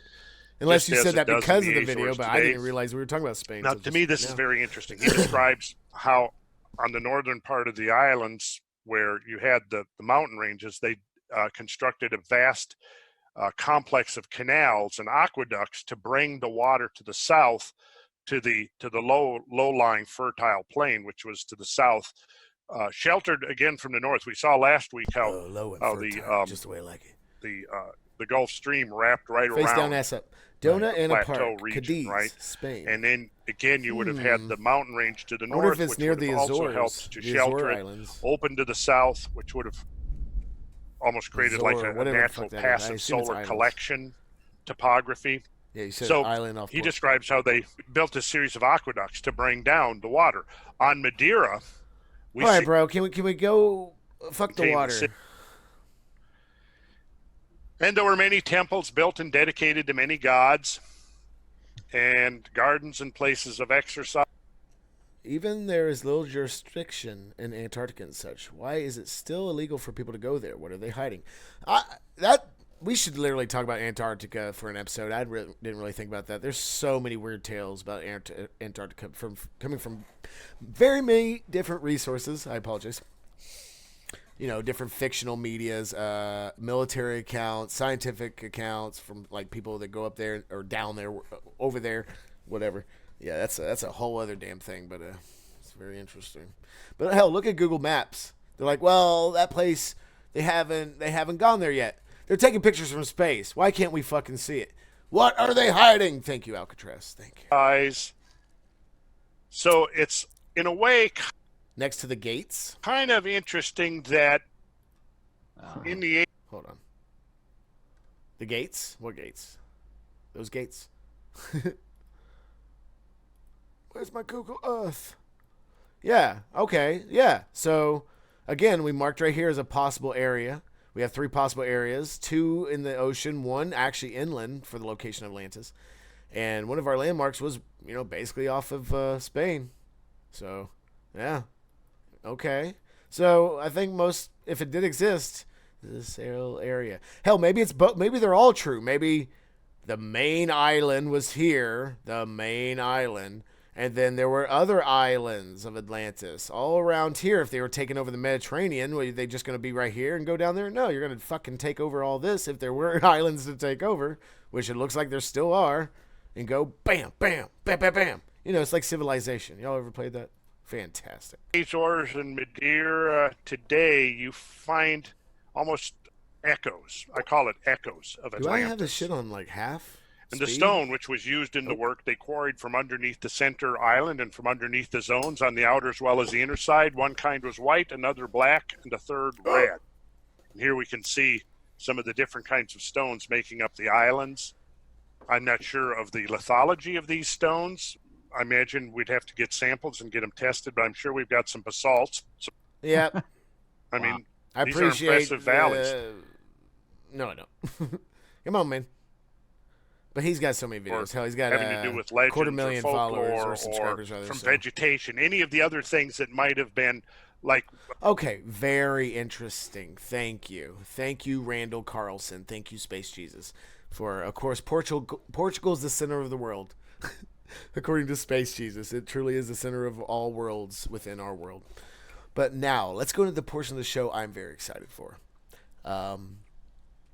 Where me, or Drew, and myself, and a few others out there believe that the location of Atlantis is a landmark on Earth that can be seen from space and Google Maps, and is very distinct. There is no other place on Earth that looks like this.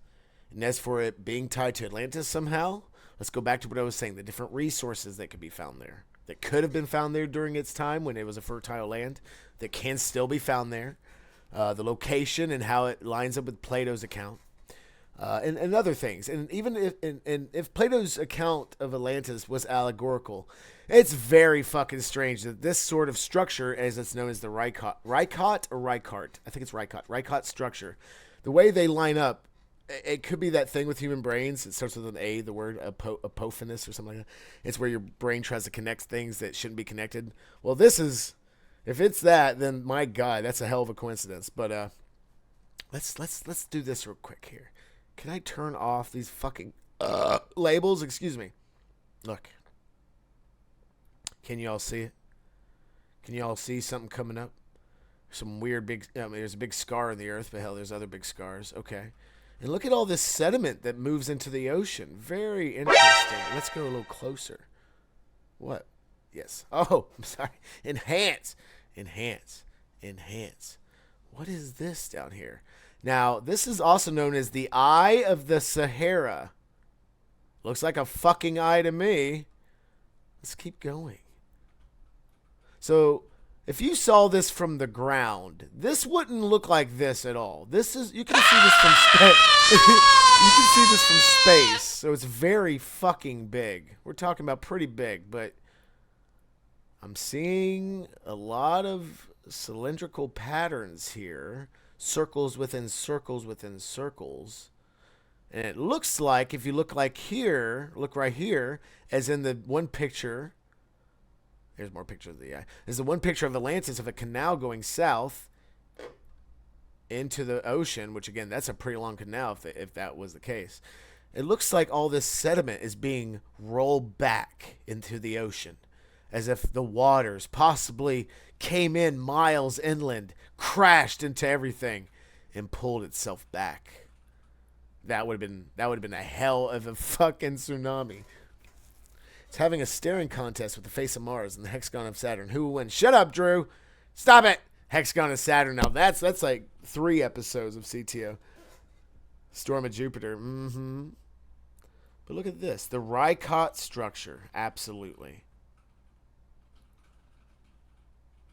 The Ricot structure, also known as Guleb-Ricot, is a prominent circular geological feature in the Sahara's Adrar Plateau, which is completely surrounded by fucking desert, by the way. So not many people go out there. Not a really big place for archaeologists, just saying. But maybe and look, it even looks like an eye. Look, it's got those like tendrils that eyes have. Very fucking weird.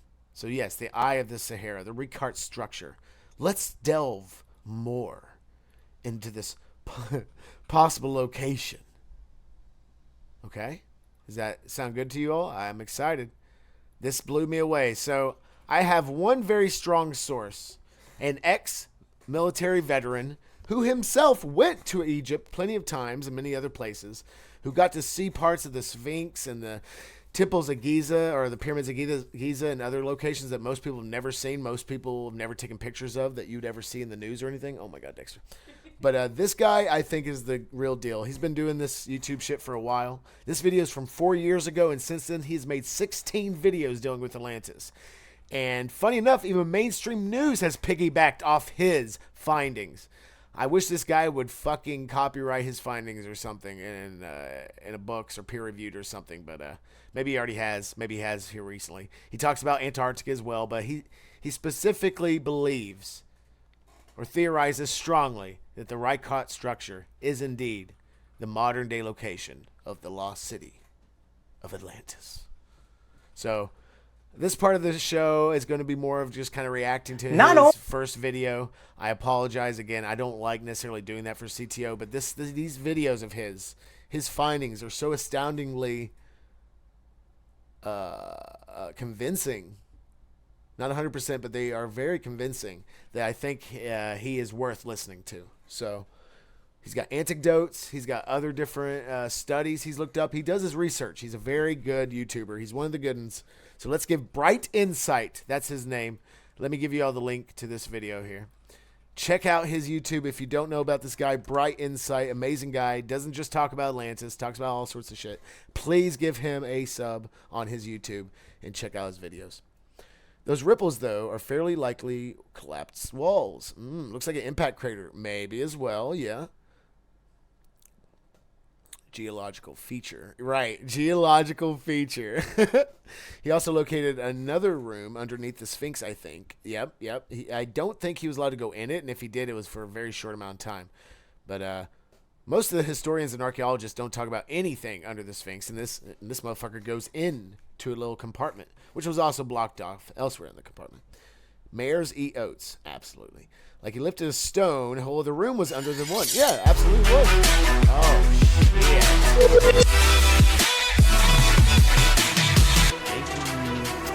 Thank you, Real. Thank you. Thank you for supporting the show. Dorothy, you being rude. You didn't say nothing.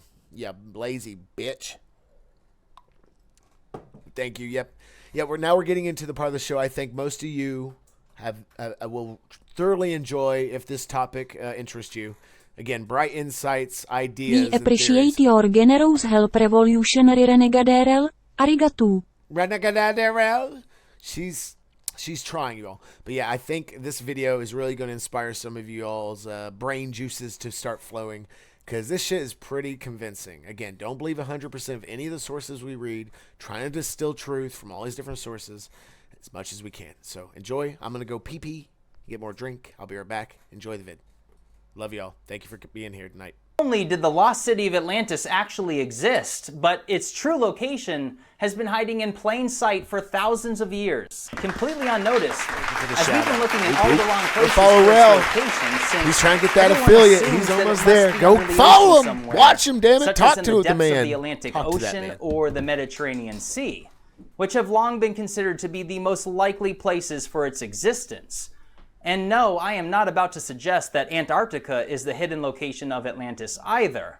Because in this video, I'm going to use the exact words that Plato used to describe Atlantis, its location, and the geographical land features that surround it, which were recorded in Plato's dialogues, the Critias and the Timaeus. And many people are not even aware that the information contained in Plato's writings of Atlantis actually originate from the ancient Egyptians. And the details that Plato shared of Atlantis, which I'm about to share with you in a side-by-side comparison, will show you that the Rakart structure located in Mauritania, Africa, also commonly referred to as the Eye of the Sahara or the Eye of Africa, which most people have never even heard of, by the way, is the most likely location for the lost city of Atlantis, as it matches so many precise details of what Plato wrote.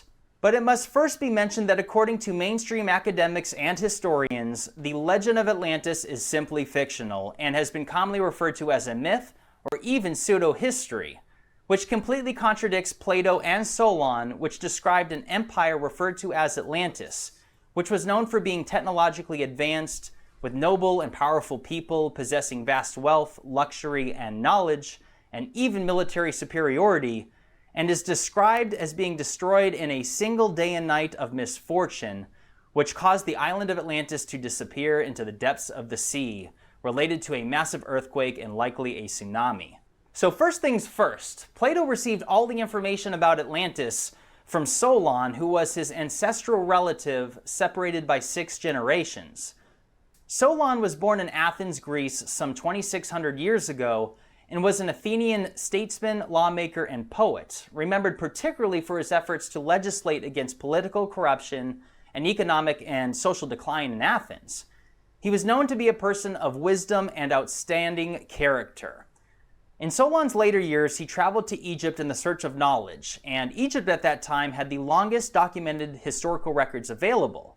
And he visited Neph's temple at Sais, where he learned of the history of Atlantis from a high Egyptian priest who translated the hieroglyphs that were carved into stone within the temple, which also described that Egypt was once a colony of the empire of Atlantis. And Neph's temple no longer exists today, as it was destroyed long ago when it was consumed by what is now the Nile Delta swamplands. Pink salt pyramid. However, thanks to Solon's detailed notes, the information was retained and kept for 6 generations. You know someone's a scholar and gentleman if they have a pink salt thing, like, somewhere to be seen when they're taking a video or picture of themselves, or just holding it, maybe just carry it around. Duh.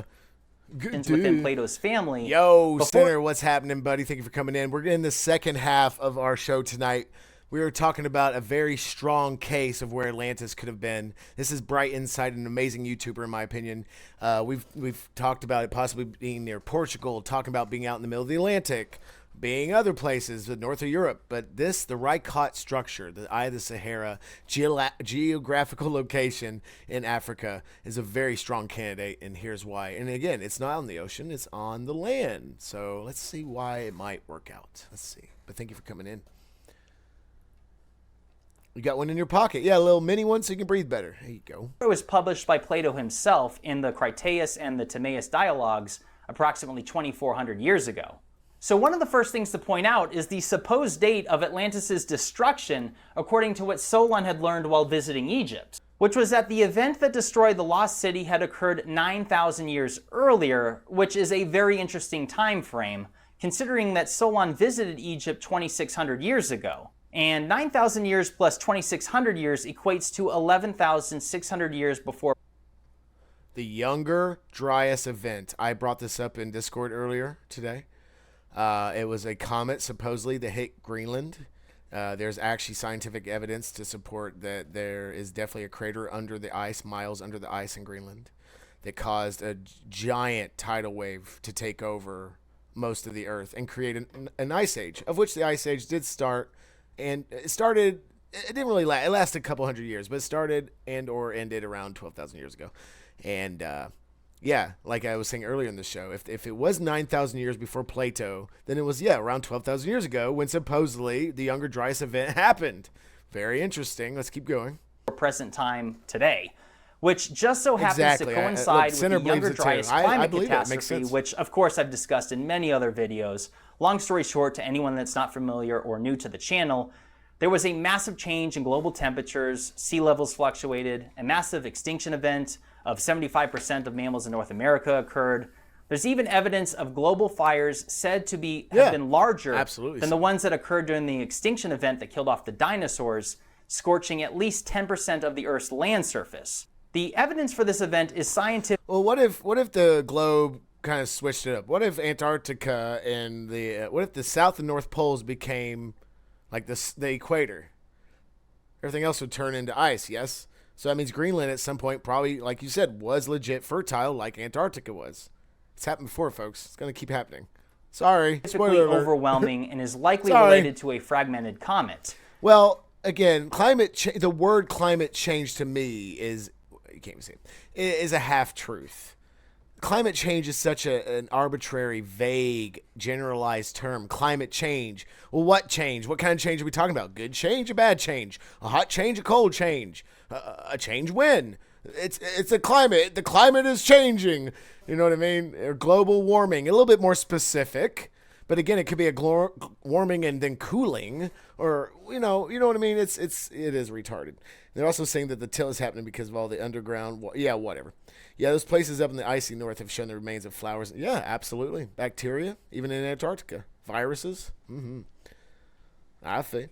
You see all the You see all these nuke trial testing videos. You see the mushroom cloud. You see the explosions. Sometimes you'll see the good videos where houses. Yeah, with houses vaporized. Question: what happened to the camera to capture this? It never moves. It probably gets obliterated. And it's probably on a zoom. What are you saying? Are you saying those videos are faked? Oh, is that another conspiracy I never thought of? Maybe there was no such thing as the atom bomb. It's all conspiracy. It's like the Holocaust. Whoops, shouldn't have said that. Anyway. And the point is that it's very likely that this event is related in some way to the destruction of Atlantis. And for more details, I highly recommend you look into the brilliant work of Randall Carlson and Randall Graham Hancock. Carlson, there you go. But what are the odds that this date of 11,600 years ago would match so perfectly? And that's not the only thing that matches up so closely. Most notably... Okay, so here's the thing, Alcatraz, most people don't realize, is that analog cameras capture almost better quality than most digital cameras. Analog film always has higher res detail than analog than digital, because digital photos are pixels. Analog, there's a photo I have that's like 4K of an image that's been transposed into pixels, so it's not even as clear as it could be, of San Francisco during the San Francisco fires of the early 1900s from the air. And my God, you can zoom in and see fucking people's hair. And this is from the sky. So I'm just saying, like, analog cameras are fucking legit. They that type of technology, that type of technology of getting really high-res details from far away is not new just because of digital cameras. No, I feel you. I mean, well, they don't. Maybe you don't see the whole film. Maybe by the time the shock... Well, I would say the shockwave kind of moves the cameras. Fuck, I don't know. Maybe it's something to look into. Maybe it will lead us into something else. Atlantis was said to be made up of concentric circles, 3 rings of water and 2 of land. I like where your head's going, though, Alka. In fact, here are Plato's exact words. There were alternate... All right, here we go. And this is the comparison of Plato's words into the eye of Sahara. Zones of sea and land, larger and smaller, encircling one another. There were 2 of land and 3 of water, which were turned as if with a lathe, each having its circumference equidistant every way from the center. And here you can see a few animated examples of what people have created based off of Plato's description of Atlantis. Now, compare this to the Ricart structure. Just look at this. The first thing that you must understand when you see this is that this is far larger than it looks. For example, this photo right here was taken from high altitude, and what you're seeing is something around 20 miles across, or 32 kilometers. And this particular photo does not even show the entire structure, which is approximately 30 miles or 48 kilometers across. And this site can really only be appreciated from space and satellite imagery, as it covers a vast area. Can't really see In it fact, on the ground. Ricard structure wasn't even discovered until the Gemini 4 mission in 1965, and is now a common landmark utilized by astronauts. This thing was hiding in plain sight for thousands of years, but when you look at photos of it from the ground, you have no idea what you're looking at. Only from the sky can you understand that you are part of this massive structure containing circles within circles. And then I would assume those cameras were behind like really thick bulletproof glass or something, some sort of glass, and was also like entrenched in a bunker, because they do have bunker materials that are nuke proof. But you know what I mean? I don't know. in this example, you can see one of the outer rings in the distance, yet from the ground, it just looks like a hill. DM me the it's idea, remarkable at please. just how much it does resemble an eye, and it makes perfect sense as to why it was given the nickname of the Eye of the Sahara. Look, that's pretty close and to the Eye of ocean, Africa. y'all. It's not like And it's by in the the way, middle it of is Africa located or approximately 250 miles or 400 kilometers inland. 250 miles from the ocean at the current time. As Annie kind of brought up earlier, where was the water line to Atlantis over 12,000 years ago? Was it closer? Was it farther away? Hell, was it right here? Look at this line here. It was like right here. I don't know. Off the coast of West Africa in a very remote area which is rarely visited and again unknown to most people. What's even more fascinating than its size and shape is that scientists do not know what it is or how it was formed, although they do think that it is natural, and it was first theorized to have been an impact site from a meteor. And again, that notice was how ruled out Wikipedia kept talking as if everything they were saying was fact. And Antarctica was allegorical, not possibly allegorical. Or Atlantis was a no, that's what Britannicus said, is a geographical location, geographical location, right? It's not man-made. It's normal, it's natural. But then scientists also say they have no fucking idea. Kind of like scientists don't know what oil is, by the way. That's a fucking... Y'all want to go down a rabbit hole? What is oil? Is oil dinosaur bones and plant matter compressed and turned into a black ooze? Guess what? That's a theory. That's not truth. Fossil fuels, that's a theory. That is a theory. Look it up.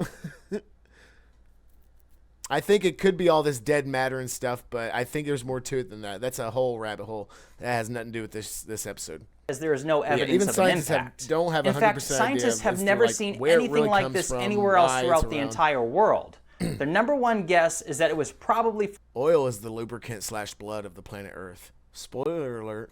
formed around 100 million years ago It's the as the lifeblood. supercontinent Pangaea was ripped apart by plate tectonics in what is now Africa and South America.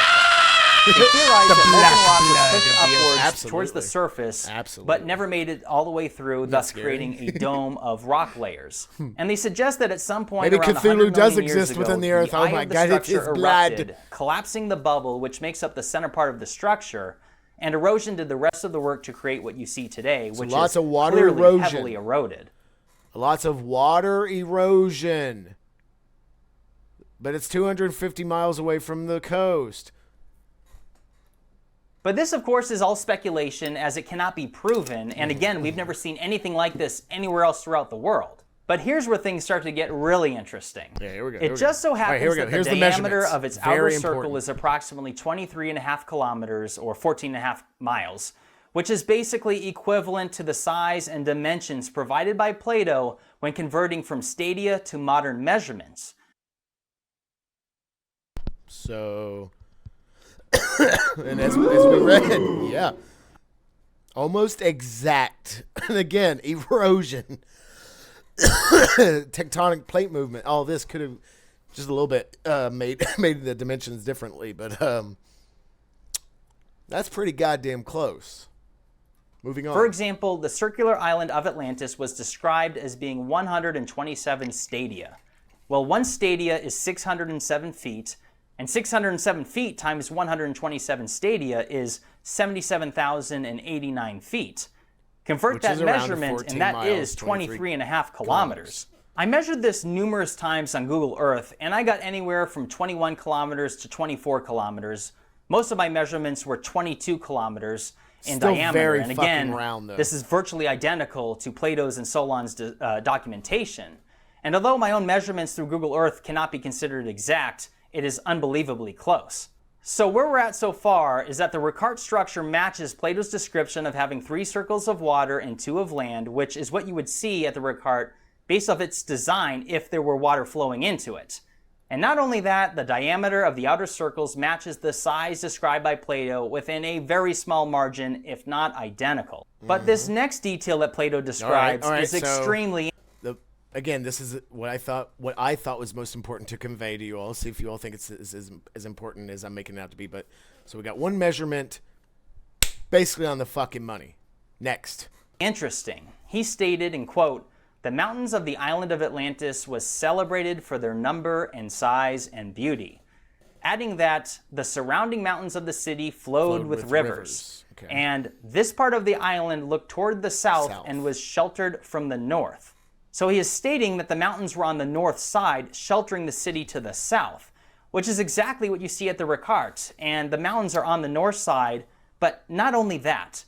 When you look at detailed satellite photography, you can see the evidence of multiple rivers that were spilling over the side of the mountains towards Atlantis. Okay. Can you imagine what this looked like when it wasn't so dry? Just like Plato stated, the mountains of the island of Atlantis were celebrated for their number and size and beauty.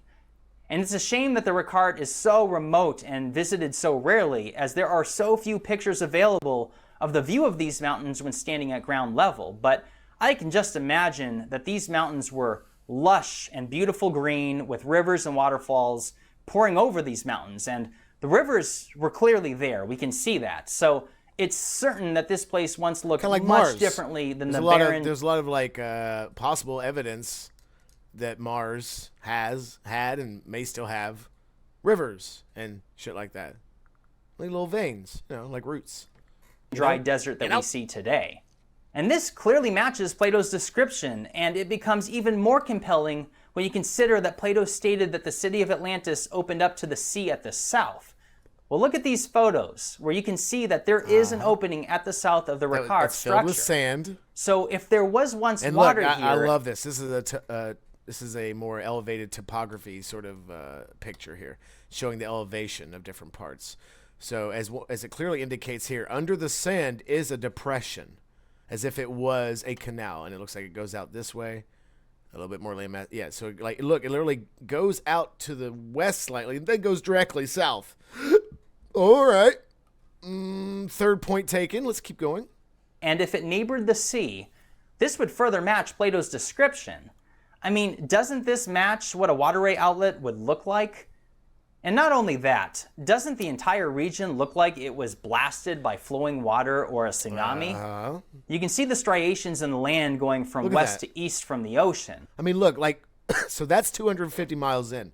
Imagine the size a wave would have to be to reach just that there, let alone up here, because it looks like there's a lot of that up here too. But we'll say the wave at least hit here. If a giant flood wave did exist. I don't think our little human brains could comprehend that, to be honest with you. Tell me that this doesn't look like a massive wave or a steady flow of water completely altered the terrain. And it's also worth mentioning that scientists have emphasized that the Ricart is heavily eroded, which the circular walls clearly show us. Now, consider Plato's exact words in regards to the aftermath of the cataclysm. Quote, "Atlantis is part of the Atlantic which is no longer accessible by ship. Atlantis, when sunk by the earthquake, became an impassable barrier of mud to voyagers sailing from hence to any part of the ocean. In other words, it became landlocked." Again, if this is the site of Atlantis, and if the details shared by Solon and Plato are true, and if the Ricart structure was the site of Atlantis, then it's not hard to see that perhaps a lot of sand or mud was pushed into Africa from the ocean during some sort of catastrophic event. And let's not forget... I'll be honest, I am a plebeian when it comes to some of that, but I've never read Lord of the Rings. Or Harry Potter. I'm sorry. The key detail that he mentioned regarding that the area surrounding Atlantis was a level plain which was smooth and we have a even. gasp, Is this not another match when compared to the remark? Because here you can see multiple views and angles of Jerry it. Springer gasp. And Plato said that Atlantis was sheltered by mountains to the north that were facing the south, and that the south part of Atlantis opened to the sea. So isn't that what we're seeing here? Assuming that the ocean was once much further inland? And something else we should consider is that the sands of the Sahara actually originate from the sea. An interesting fact that many people are not aware of. And so again, this would have to be, we'd have to look into that specific detail from different sources, but according to him, and he'll probably go more into it, all the sand, where do deserts come from? Does shit just die and turn into sand? Where does sand come from? What is sand? Come on, you all get good. What is sand? What is sand? Come on, I want to hear some typing. I don't hear no typing out there. It's crickets. Where's the crickets? What is sand? Like I said, where's it come from? What is it? What is sand? I'm going to keep asking until at least one person answers me. Let me just get a little drinky poo here.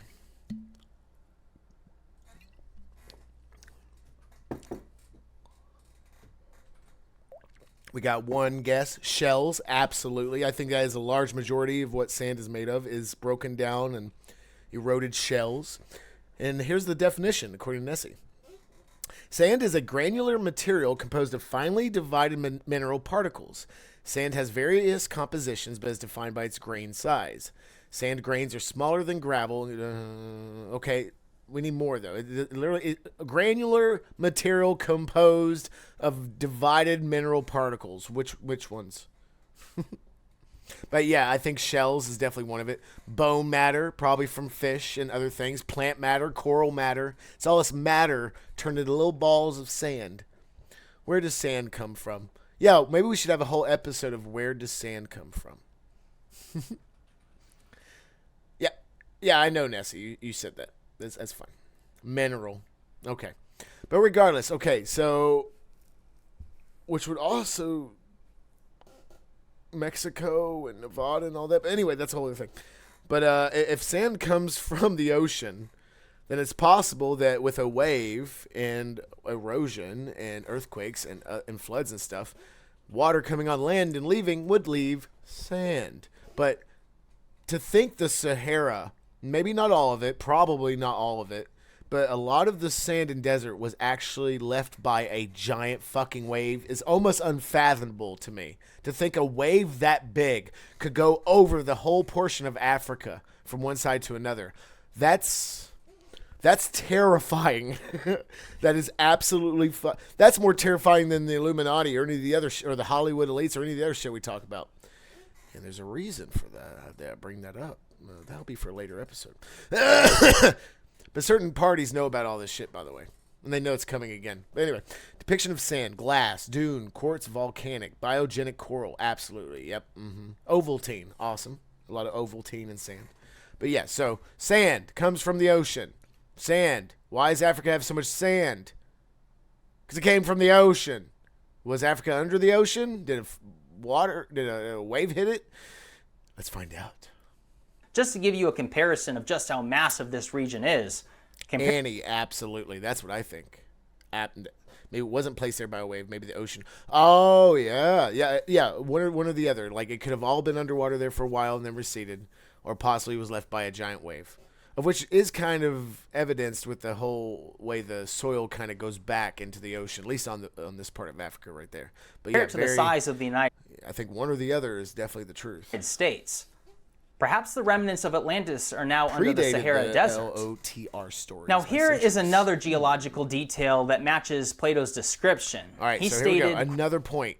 Again, straight from Plato's stuff. Again, we don't know if Plato, if anything he said was true. But again, it's weird to find what could be a mythical story, facts from a mythical story into reality. It's quite fascinating to me. So let's talk about more of the materials that were used to build the city of Atlantis. Quote, the stone which they quarried was white, another black, and a third red. Going on to say that the main city was constructed with red, black, and white rocks. This region just so happens to have endless amounts of loose rock which match these colors, particularly black and red, but we also see lighter colors mixed in with them as well. And real quick, what you're looking at are a few screenshots from an outstanding documentary titled Visiting Atlantis, which was filmed in 2011 by George S. Alexander and Nathalise Rosen. That's a Freemason name. And this documentary was the inspiration for my video, and I highly recommend you visit their website, visitingatlantis.com, for more details. And in fact, this video is currently only available on the Gaia Network. That documentary goes on to point out that the center island of the Ricart has fresh spring water that flows from it. Yeah, he says Ricart, at least in this first video. That's why it's Ricart. Right? There is a not-so-great screenshot from that documentary where the locals dug a well to prove that fresh spring water flowed from the center island of the Ricart, despite the fact that the underground water in the surrounding area is all salt water, which is interesting considering that this is 250 miles from the ocean. Perhaps further evidence that this site once met the sea. This detail about the fresh spring water coming out of the center island is significant when you compare it to what Plato said. Quote, talk about the water the now, god like, Poseidon found no difficulty in making special arrangements for the center island, bringing up two springs of water from beneath the earth, one of warm water, the other of cold. And he also specifically stated that a well near the central Acropolis provided the city with fresh water. So let's take a second to consider all the details regarding the Eye of the Sahara and Plato's description of Atlantis. First, Atlantis was said to have been destroyed 11,600 years ago, coinciding precisely with the Younger Dryas climate catastrophe. It's a circular structure that would have been made up of 3 rings of water and 2 of land, which would be the case at the Ricart if it had water in it. It has a diameter of 23.5 kilometers, which matches Plato's description of it. There are mountains to the north, which also have evidence of rivers flowing over them, just as Plato described. See, this is how the entire area is surrounded. This is how you're supposed to do science. This is supposed to be how you do theorizing. Is you can, like I said, you connect the dots. And again, sometimes the human brain will connect dots and look like something, a whole picture that isn't really real. They're being biased. Their perception is biased, and you always got to check yourself. Constantly have to check yourself. Don't try to believe something because you want to believe in it. Believe in it because it could possibly be true. And aligning all these details, I think, is one of the ways to get to truth when you're theorizing. Is just keep going until there's no more points that can go against your hypothesis, which eventually will become truth. At least that's how it's supposed to be. By a vast plain. Hello, the south Drew. opened up to the Welcome sea, back. which again, if the sea were further inland, it would match the description. And if there was a tsunami that cut Atlantis off from the ocean with mud, as Plato described, then you can see in the satellite imagery how this would be possible. The center island also had fresh spring water, just as described by Plato, and despite the fact that the surrounding area has salt water underground. And the region also has black, red, and lighter color rocks. And there are other details described by Plato that I haven't even mentioned, such as that there were a great number of elephants on the island. And the documentary Visiting Atlantis pointed out that many skeletal remains of elephants have been found. Hold on. Real quick, let's do this real quick. How high, what's the sea level? How much above sea level right now is the Ricart structure? Let's see, Ricart structure. It should say it in the wiki.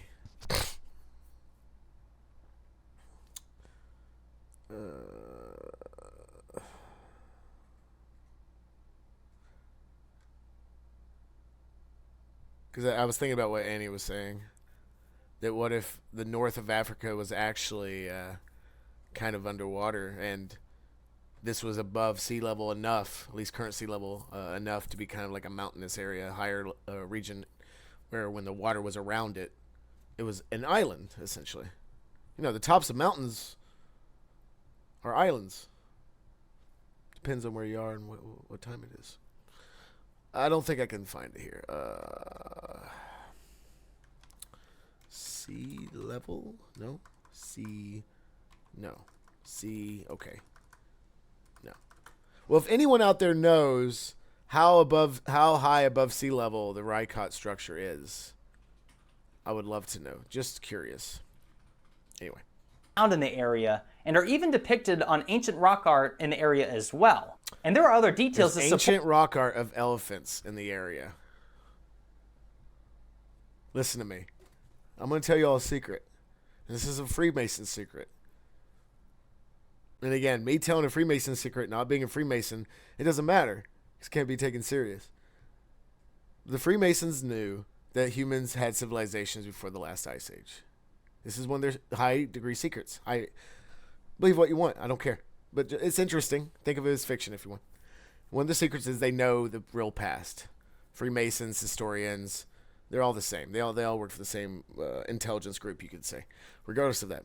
They know that human civilization lived in some capacity before the Ice Age. We didn't come from cavemen into farming and Sumerian math and paganism and mathematics and all this. No, there was another time, and it could have been time before that, but I digress. They know that. They know the shit's going to happen again. They also like to keep this, and they were part of the church at some point. Templars is a connection. They like to keep all the real data and information behind the church. The church would constantly burn or confiscate or hide or destroy or whatever other documentations that went against their teachings. And a lot of the teachings that went against their teachings were the truth. So they got rid of them and created the giant lie that we all know and love. But I was trying to get to a specific point. Freemason truth. Oh, God, hold on. It was based on something he just said. Fuck me running. Atlantis. Yeah, okay, the cave drawings. Well, if people from Atlantis were so civilized, why were they doing cave drawings? Do you get what I'm saying? Get this. This is what happened. This is the truth. This is the truth as the Freemasons know, and some other select groups.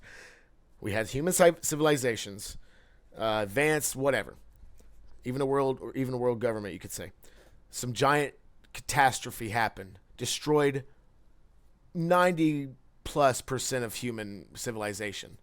Those that survived, since an ice age hit right thereafter, after the giant earthquakes, storms, and floods, they hid in caves. Caves are a great place to hide when the world's going to shit, unless you're in a cave that collapses, but that, take your luck. But caves. So if all electricity goes away, if all technologies go away, do you know how to build a car? You know what I'm saying here. You're going to go live in a cave because you don't know how to build a house and it's snowing everywhere and you need to be warm. So you're going to go in a cave and you're going to start making cave drawings of what you remember of the past before that calamity hit. And then once a few hundred years went by and all the ice started to recede more to the north and south, you come back out and through the tales and myths that your generations of survivors in the caves weaved of Atlantis and Moon, all this is how our new civilization started. Every single fucking one. That's why there's cave drawings. That's why there's cavemen. They weren't in the caves. They were from civilized societies that were driven to caves, ended up surviving there, then came back out and did it all over again. And it's going to happen within the next 100 years. I'm not trying to be an alarmist or anything. It's just true. And that's another Freemason secret. They know about this shit. They know about it. If they don't, if they claim to know about it, there you go. They claim very strongly to know about it. And they will kill you if you try to tell people this shit. If you're a Freemason. Anyway, sorry, I was just getting a little excited there. Pointed out that... When do we talk about giants and the hobbits? Ooh, that's another good topic. DM me that, Nessie. Yeah, like fairies and giants and hobbits. Yeah, that's interesting. Annie, not Sylvia Plath.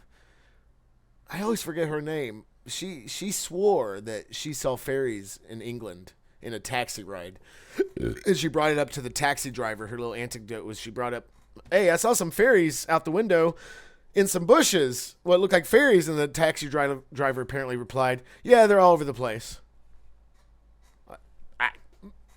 What's her fucking... Sylvia Brown? Sylvia Brown? I think that's her name. A possible soothsayer and prophesier. But anyway. Many skeletal remains of elephants Sylvia Brown, have been found in the area and are even depicted... I think that was in her book, actually. I don't think she ever said it out loud. She may have said it on Maury or something, but I think that was in a book. And I was like, God, that's so weird. If it was true, it's like, on ancient rock art in the area as well. And there are other details to support that there was once a civilization there. For example, the discovered artifacts of tools and gold jewelry. And this is very interesting considering that the Ricard structure is in a remote area of the Western Sahara. But it's not just that. Plato described that Atlantis had an abundance of copper and gold. Well, Mauritania... Civilization and lack thereof requires only one generation. You got that right. Today, their #1 exports... Sorry, Drew, hold on.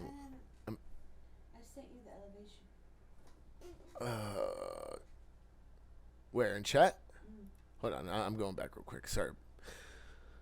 Let's see, Nessie.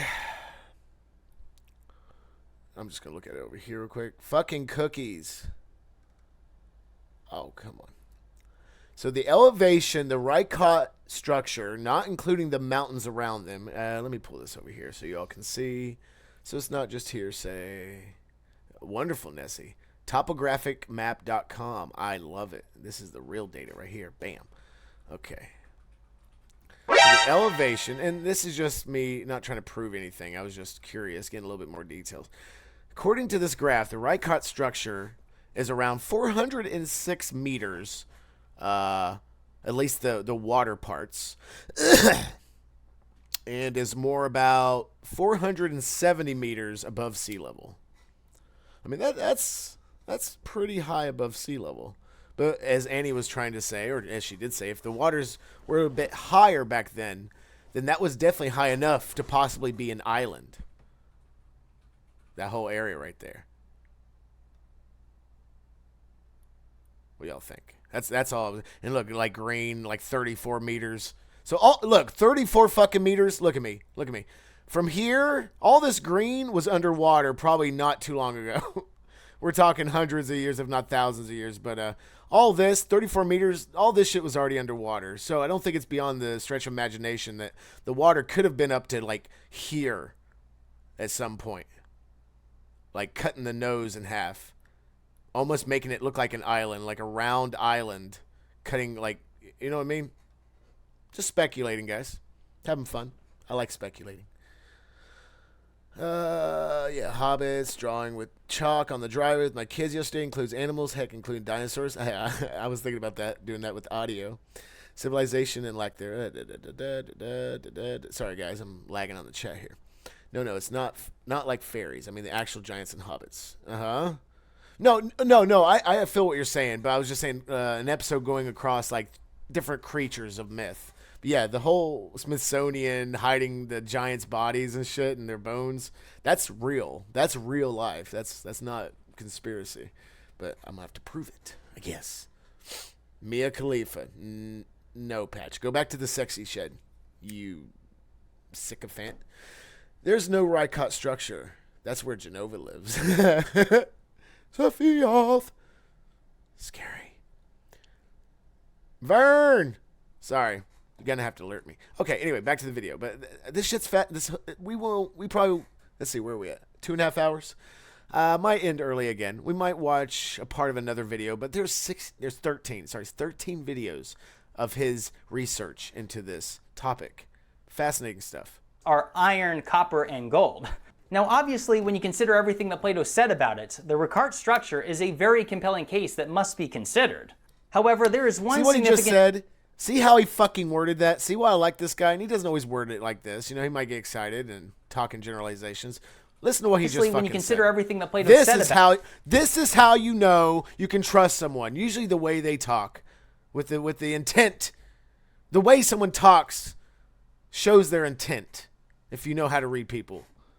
Listen to how he says this. The Rykot structure is a very compelling case that must be considered. The Rykot structure is a very compelling case that must be researched, or whatever he said there at the end. He didn't say it is, or it should be, or it ain't. He said it is a compelling example that should be looked into. Fucking fabulous. Is it so hard? He does the science, and he does it well, in my opinion. Fuck the Smithsonian. They're assholes. Can you restart that part? What, this part? Or what did I just do it?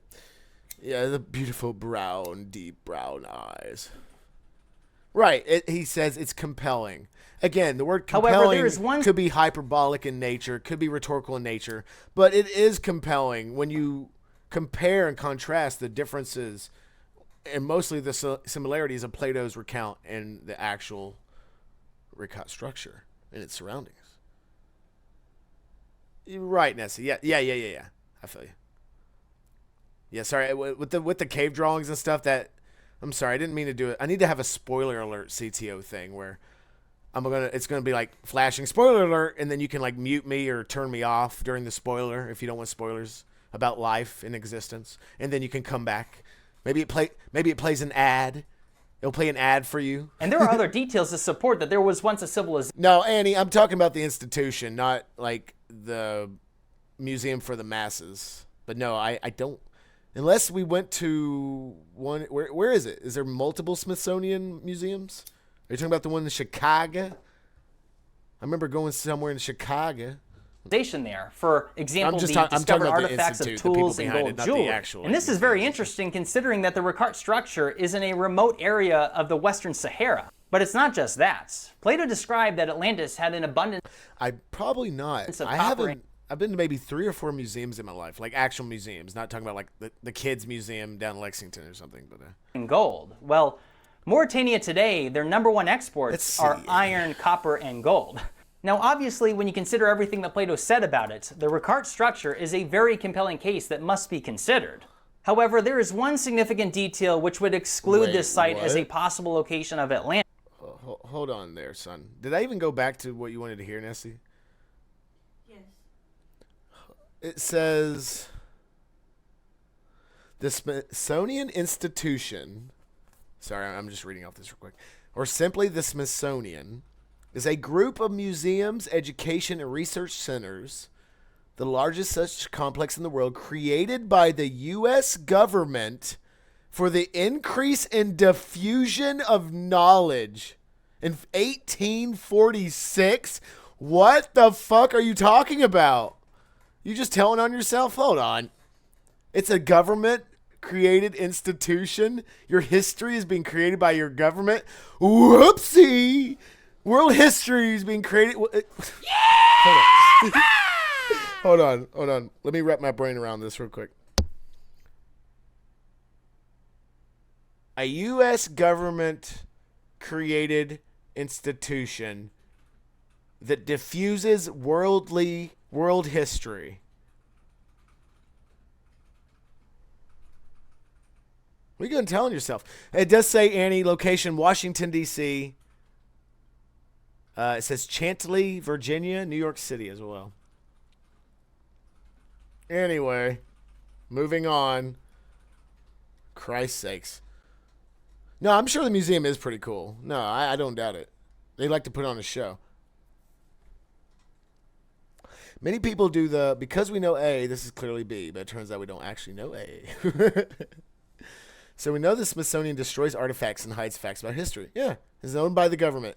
The U.S. government. Well, I didn't know that. That's so weird.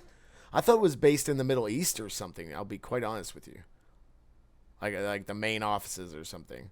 Like where all the history is, in the Middle East, in Europe. Mission accomplished. There you go.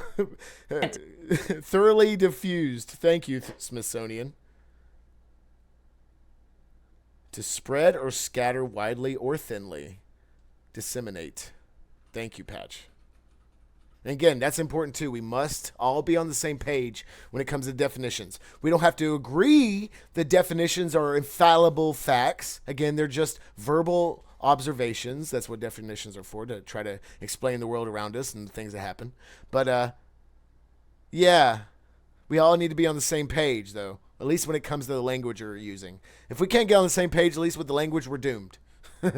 This show is doomed.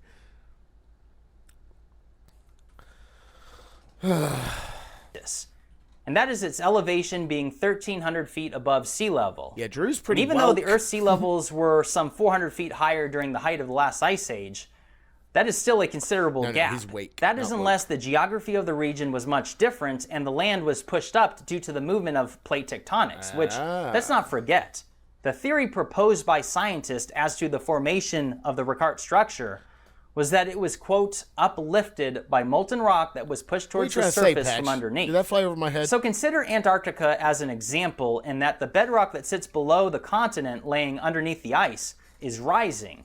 And this is occurring at a very slow rate. So kind of again what Ann was saying, maybe the land had been pushed up back 12,000 years ago. Maybe it had been pushed down. Water level increase, decrease, etc. I'm not suggesting that this is exactly what happened to the Ricard structure. I'm simply pointing out that what? No wonder ancient people couldn't map the fucking world. It keeps fucking changing. If it takes you generations to map one continent, And it keeps changing or your fucking map is fucked. Consider that some plate movement may happen much quicker under certain situations that we are not yet familiar with.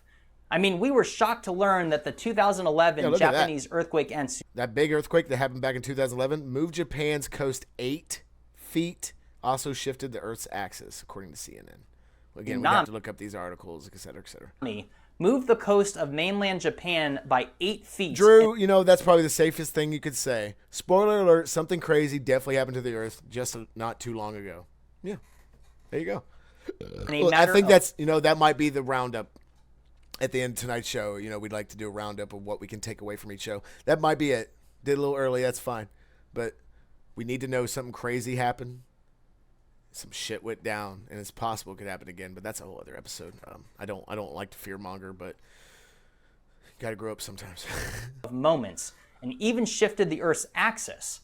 So we must consider that we don't even know what the Ricard structure is or how it was actually formed, and considering that it is so unusual, we must open our minds to new possibilities.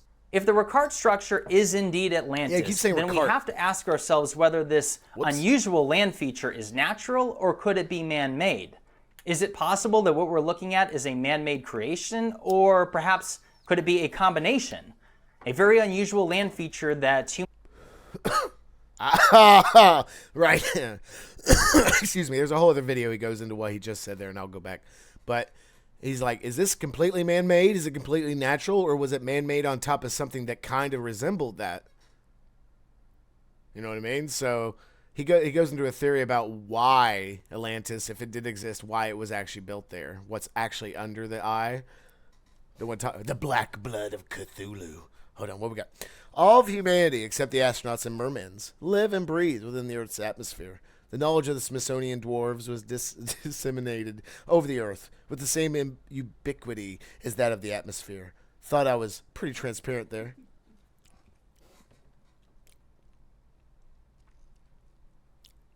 I'm tired. I have no idea what's happening. I love you, Patch. Time to learn how to build a fire. Yeah, no shit. Humans took over and modified to be an oasis for a civilization. You want to hear another fascinating detail? So the legend of Atlantis states that it was an empire. This episode's almost over, and we're not going to watch anymore. We're not. If we go over a topic in one episode, we'll definitely revisit it, probably multiple times down the road. But it's good to kind of bring some of these topics to surface so they're in your head for next time. And you know, I don't want to confound you all with all this different shit, but there's a lot of rabbit holes out there, man. Of 10 kingdoms, and the island of Atlantis was the capital. I know, and the god Poseidon gave birth to 5 sets of twins, so 10 children, and each one of those children went on to rule. All right, so this part's weird. I forgot that he mentions this. So he goes into the gods and stuff. Listen to this. The legend of Atlantis states that it was an empire made up of 10 kingdoms, and the island of Atlantis was the capital. And the god Poseidon gave birth to 5 sets of twins, so 10 children, and each one of those children went on to rule each one of those 10 kingdoms. So allegedly, Poseidon had 5 sets of twins. Does anyone want to guess what part of the world has the highest birth rate of twins per capita? Nigeria. That is one interesting fact considering its geographical proximity to Mauritania and the Ricard structure. So although we cannot say with absolute certainty that Atlantis actually existed or that the Ricard structure would be the location of it, it obviously has some very compelling and specific similarities to Solon's and Plato's description. You know what, Drew, and anyone else out there? I wonder if there's a world simulator where you can rise water levels to see, like, okay, if Atlantis is 400 meters above sea level, what if I rose the world sea level 200, 300 meters? What would Africa look like then? Would it look like dotted landscape of islands? Just saying. Like I mentioned earlier, according to the experts... Oh, yeah, all sorts of perspectives, Drew. Naysayers, believers, all the in-betweens, all that. Atlantis is just a fictional story that... Oh, Patch has figured out where Atlantis is. Actually, I'll save that for the end, Patch. Patch has figured it out. Another spoiler Plato alert made on up the way. To encourage better behavior among governments and its citizens. Yeah, pseudo-historic. And modern academics are saying that the story of Atlantis must be false. Yet Plato and Solon were known for their brilliance of mind and strength of character. And this is the only example, at least that I'm aware of, where they were ever accused of lying about something. And The Egyptian description of Atlantis at the Temple of Neith in Sais, Egypt, no longer exists today, although perhaps those stones could be found underneath the Nile River somewhere, but it did exist for several hundred years, possibly a millennia. And I'm having difficulty finding an exact date on the temple's destruction by the Nile River, but it was long after Solon and Plato had died. So why would Solon and Plato lie about something that could be verified back then, as it was common for people to travel to Egypt, and the temple still existed at that time? And by the way, I have to point out something really interesting. What? Maybe twins are epicentered based on a planetary energy field, and when the axis is moved, the twin center shifts. Now it's Nigeria, but it was 8 feet over before the Japanese earthquake. Oh, damn, dude. That's rough. Sorry, guys. We'll try to move the earth back over here soon. We'll get you them twins again soon. And, well, honestly, a bit disturbing. Which is that if you go to the Wikipedia page of the Ricart structure, you will not find one single word about Atlantis. And when you go to the Atlantis page on Wikipedia, you will not find one single word about the Ricart structure either. In fact, if you go to the page related to various Hold on. Again, we did this last episode. So this video was made 4 years ago. This was before some mainstream media outlets tied onto this. Let's see what Wikipedia says now. I think it does mention it now. So 4 years ago, he's claiming, and we could look at the Wayback Machine if we wanted to truly verify it. He says neither searches appear for one another. So Atlantis. All right. So on the Ricart structure, there is no mention of Atlantis. Ricart. Oh, but now it does at least have, look, what is it, one? Oh my God, look, it's only one little bitty mention. Of course, Israel is in the same sentence. Israel, Sinai, or Canaan in northwestern Africa, including the Ricart structure. That's it. That's all it says. So it was updated. All right. Okay. Almost done with the video, y'all. Thank you so much for being patient with me tonight. I hope all this fascinates you, whether you believe it or not. I think it just helps the brain work. Hypothesis for the location of Atlantis, you will not find one single word related to the Ricart structure. Yeah, no. So last episode, Patch, we used the Wayback Machine to prove that a certain interest group online was subverted and taken over by people that literally was the antithesis of who they were, and they even called themselves the New Shadow Watchers. That was fucking weird. I was just trying to show examples of how the internet can be scrubbed and changed right under your nose, and you don't even know it. Because we all got goldfish brains, and we can't remember what happened 20 seconds ago, let alone 10 fucking years on the internet. You know what I mean? It just happens. Go back to the video real quick. Or the Eye of Africa. Yeah, I'll look up the Wayback Machine. And guess what else? Wiki has locked their page on Atlantis, only allowing certain unknown individuals the capability of editing the page. But whoever created it certainly made sure to mention the words pseudo-history in the first few sentences for all to see. I think Patch is over my brain. So there is actually a lot more information to share about what Plato stated about Atlantis. And I was going to share it all in this one video, but this is getting so long. So now I'm going to make a part 2, which will probably be my next video, as I already have all the information put together. I may wait, and if some new headline makes the news, I might make that video first. But be expecting that very soon, because there are so many details. And joked. He's like, unless new headlines and like mainstream media show up about this information, of which it eventually does. Share about the people of Atlantis and specifics about the kingdom itself. And they don't mention which him. You will find fascinating, because these details haven't really been shared, and you wouldn't know about it unless you go looking for the information yourself. So with all this said, I guess I'll close it up there, but leave a comment and share your thoughts on all of this, and definitely hit the like button and subscribe. Well, Patch, you think I'd be able to understand I'll leave it at that. I'm Jimmy, this is Bright Insight, and I have many more videos to come. Thank you, Jimmy. Can we give Jimmy a round of applause? Take Jimmy care, from everybody. Bright Insight, yet again. If you are interested in any of this stuff, please give Jimmy a subscribe. I'll send you his YouTubes. Please go follow him. Watch some of his videos. Again, he doesn't just talk about Atlantis. There we go. And yeah, so that was I know his content kind of took up a large portion of tonight's episode, but I have confidence in his research abilities and the way he thinks. And again, that's just the first video out of 13, and he does somewhat reiterate some of the points from previous videos, but he just keeps going for it and piling on the evidence and possibilities and theories, and it's just like, Jesus Christ, dude. I think this is legitimate. And then for the mainstream media to pick it up and then put it on Wiki, like he started this. Like he started this theory. Maybe someone else did, but they never documented it, never recorded it, never wrote it down, whatever. Died in the desert, I don't know. But he is, as far as I know, the first person that really placed this shit together. He's a smart guy. He's got his faults like we all do, but he seems like a smart feller. We need ball busting sound. Really? A ball busting sound command was like, oh yeah, oh yeah, oh yeah, oh yeah, oh, something like that. Cut, edit, paste, print. Oh. Ooh, ooh. Hold on. I'm destroying the fabric of time and ooh.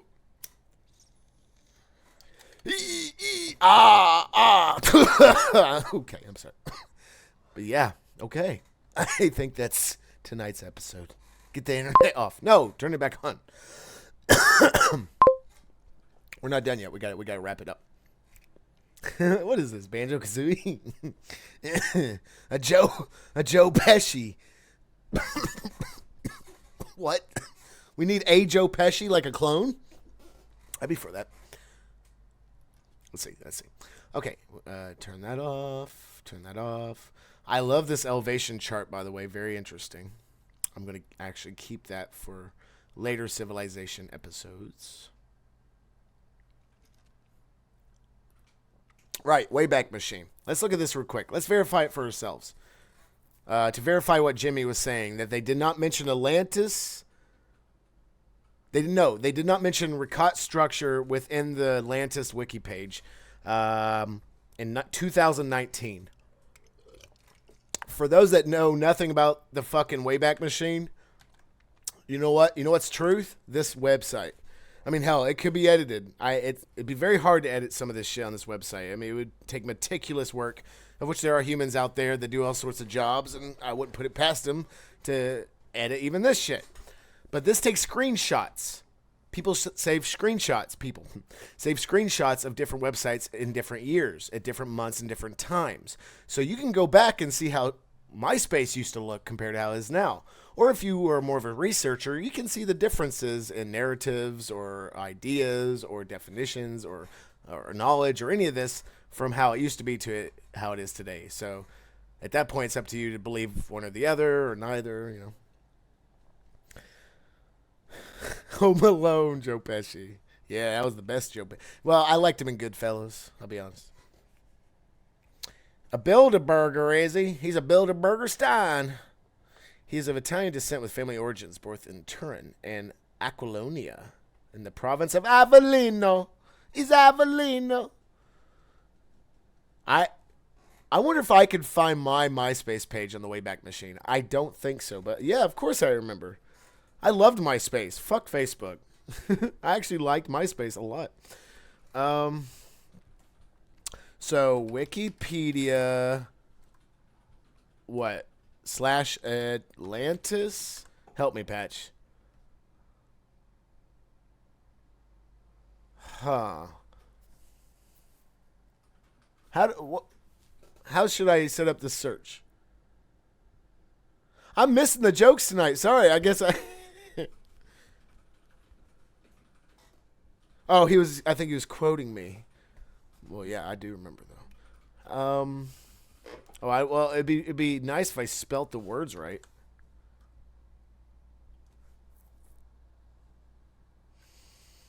Let's do this. I'm retarded.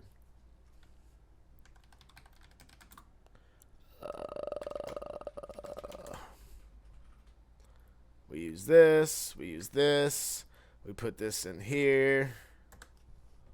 All right, here we go. Screenshot. So we're looking for pre-2019. So let's go to 2018. All these bubbles mean there's different screenshots coming from these days on these months. Can you see it? Can you see the bubbles? Enhance. Help me out, Patch. Enhance. All right, let's go near the end of 2018, a year prior to Jimmy's video. We're trying to verify if Jimmy's video is accurate. And for those who don't know about this website, you'll learn how to use it.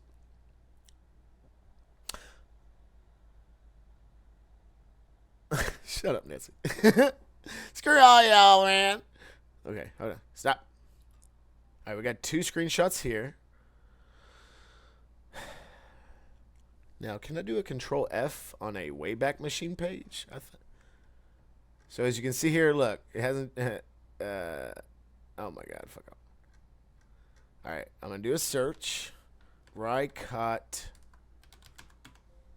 Nope. Look, we just verified it. Look down there. Rycott structure red.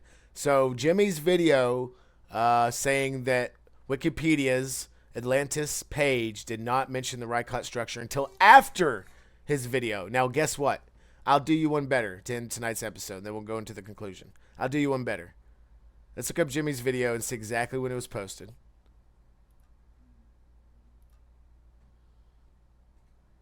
Stay awake with me, Nessie. We got Scavin Labs here soon. So does it say the actual date? September 4th, 2018. Okay, let's go back to the Wayback Machine. Wait, I forgot what it. I forgot already. September 4th. Yes, September 4th. Okay, so look, funny enough, we just went to November. Even in November, it wasn't mentioned yet. Okay, let's see if we can find out when they added it. December. Atlantis.gov. All right. Rycott structure again in December of 2018, 2 months after this video, 3 months after this video was posted. It was not put in there.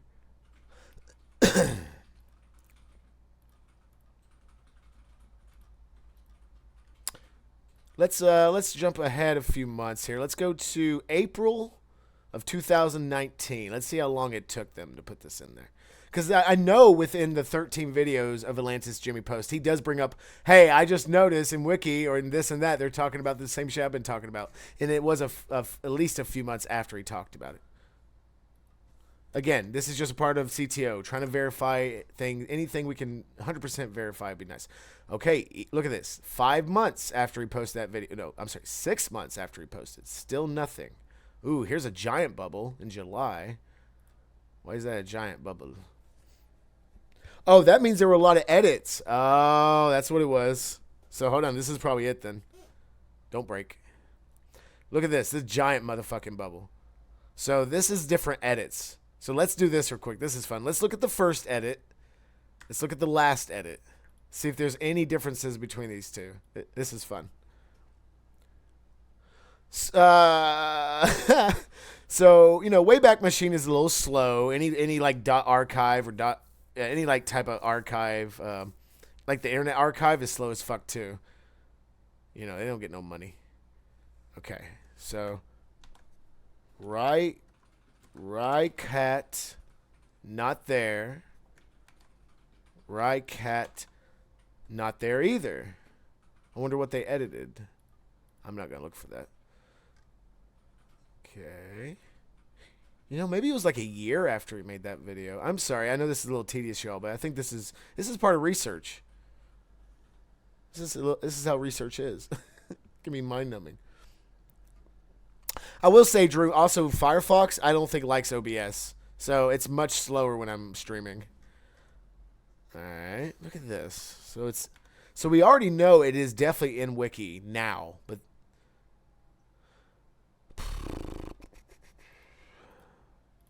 I want to know. All right, I'm going to go to the very end of the year 2019. We're going to triangulate when they added it. I'm talking about how it appears on stream. Seems you've lost resolution. Yeah, thank you, Drew. Yeah, I was talking about that earlier. So for some reason, my VODs and what I upload to YouTube, the text looks pretty bad. But my actual recording, the raw recording of the video, the MP4, is crisp. So there's some fucking bullshit decompression going on for you all, and it goes on through YouTube, so that's not my fault. But guess what? Enhance. Look at that. Enhance. Enhance. Can you see it now? Enhance. Dehance. Oh no, I can't dehance. Oh yes, I can. Dehance. You're gonna learn how to do that with machine learning. Learn how to do what, Patch Summer? The enhance thing? Ooh, lovely. Yeah, Patch is a hacksaw too, Drew. You and Patch probably could trade some tips or something. I don't fucking know. I don't know what coders and hacksaws do. You found Atlantis? Good job, Nessie. I don't need to. We have to enhance. Look at these hacks. I love a good hack. I love a good pocket.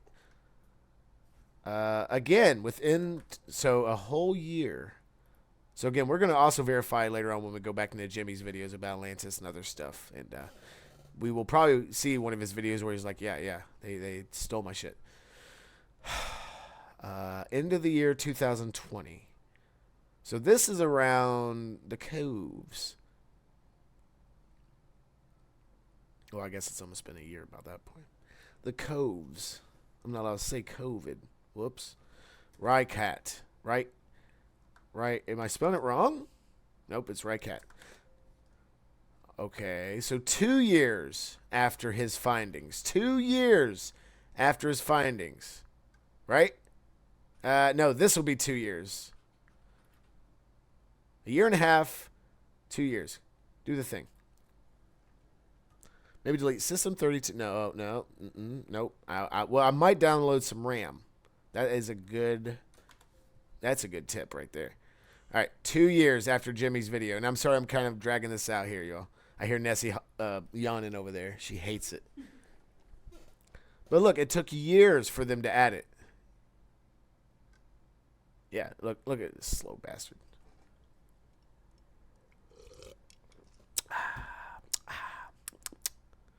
Very last day of the year, 2022.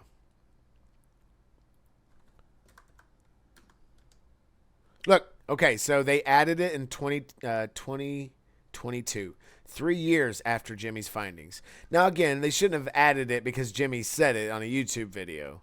But mainstream did concede to an independent researcher in a way, even though they don't talk about him. So I think that's pretty important. I think that's interesting.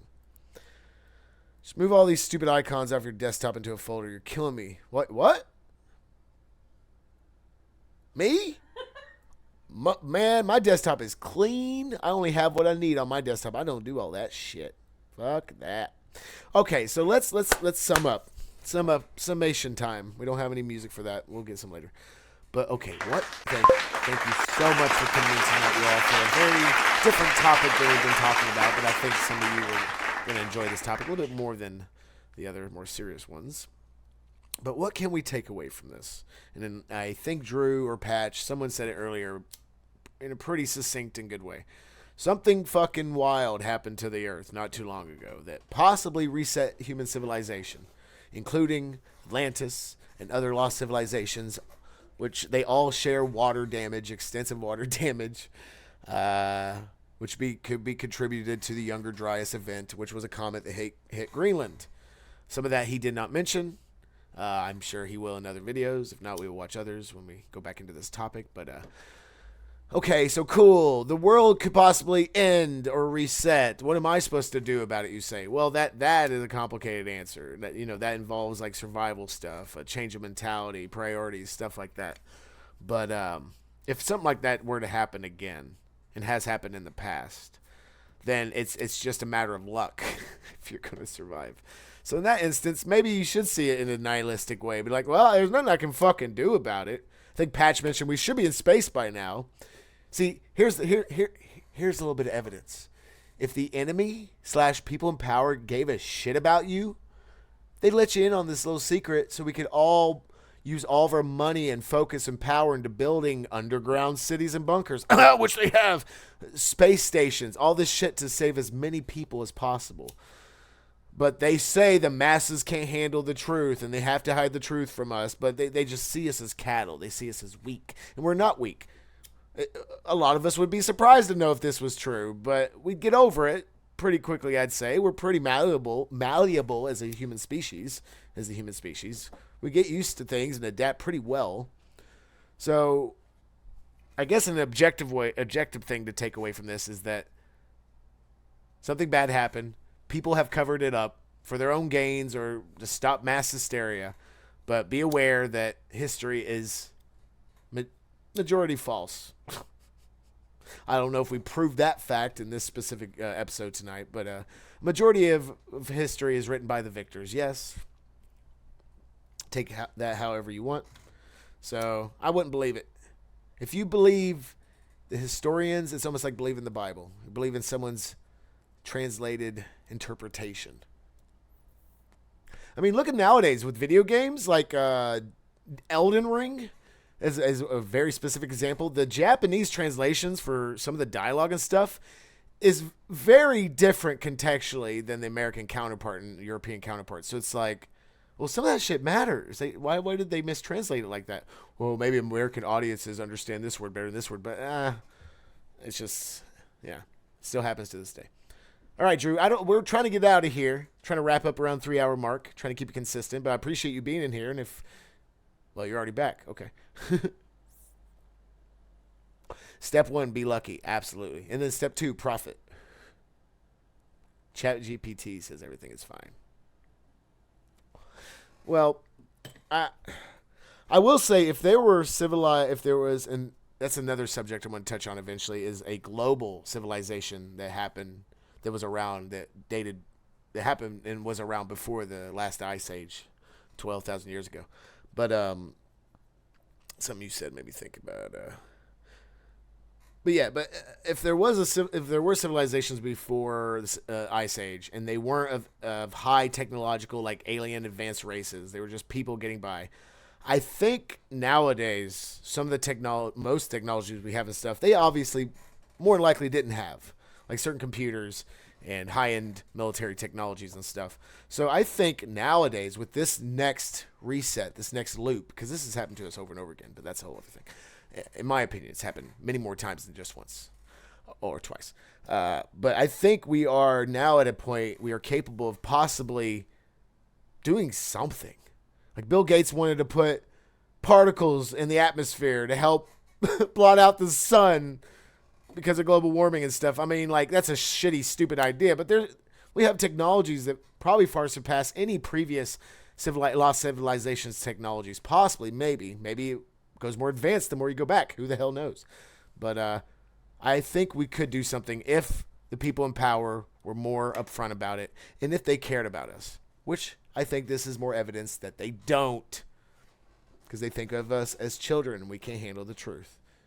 But they turn us into children. That's the irony. They turn us into docile children, drooling children, and then blame us for not knowing any better. Well, fuck you. That's what I say. How are we supposed to get to the Matrix prophecies without blotting out the sun? Mm-hmm. Bill Gates was forward thinking. Like, do you not even care about the machine's feelings? What about the theory that there was an actual Matrix within the Matrix? Like, when Neo goes into the real world, he's in a different Matrix. And then the actual real world, we never get to see. You ever heard of that theory? I know they made a new Matrix movie. I don't know if they go into that. They probably don't, because it's probably dog shit. Thanks, Wachowski sisters. Don't wait around for others to lead you and care for you. There you go, Drew. That's even more objective and sound. Like, we have to relearn how to take care of ourselves. We cannot be dependent on anything, really. Like, yes, use some conveniences to your advantage, but if it comes down to it, can you light your own fire? Can you build a shelter? Can you find water or food? Do you know how to communicate to someone, please don't shoot me and rob me? Do you know how to defend yourself? That was the Jordan Peterson thing I've been going over, posting in Discord. To be strong, you got to be a monster sometimes. But that's not what he said, but that was the basics of it. But yeah, like that, we've unlearned a lot of important things because of all the conveniences around us. Sucks. And Boy Scouts only teach you so much. Girl Scouts teach you nothing. What the fuck do Girl Scouts even learn? Same shit as Boy Scouts? Economy doesn't serve you. Build your own economy. I mean, that'd be perfect, but Waco taught us differently. You got your Mountain Dew hot dogs? Absolutely awesome.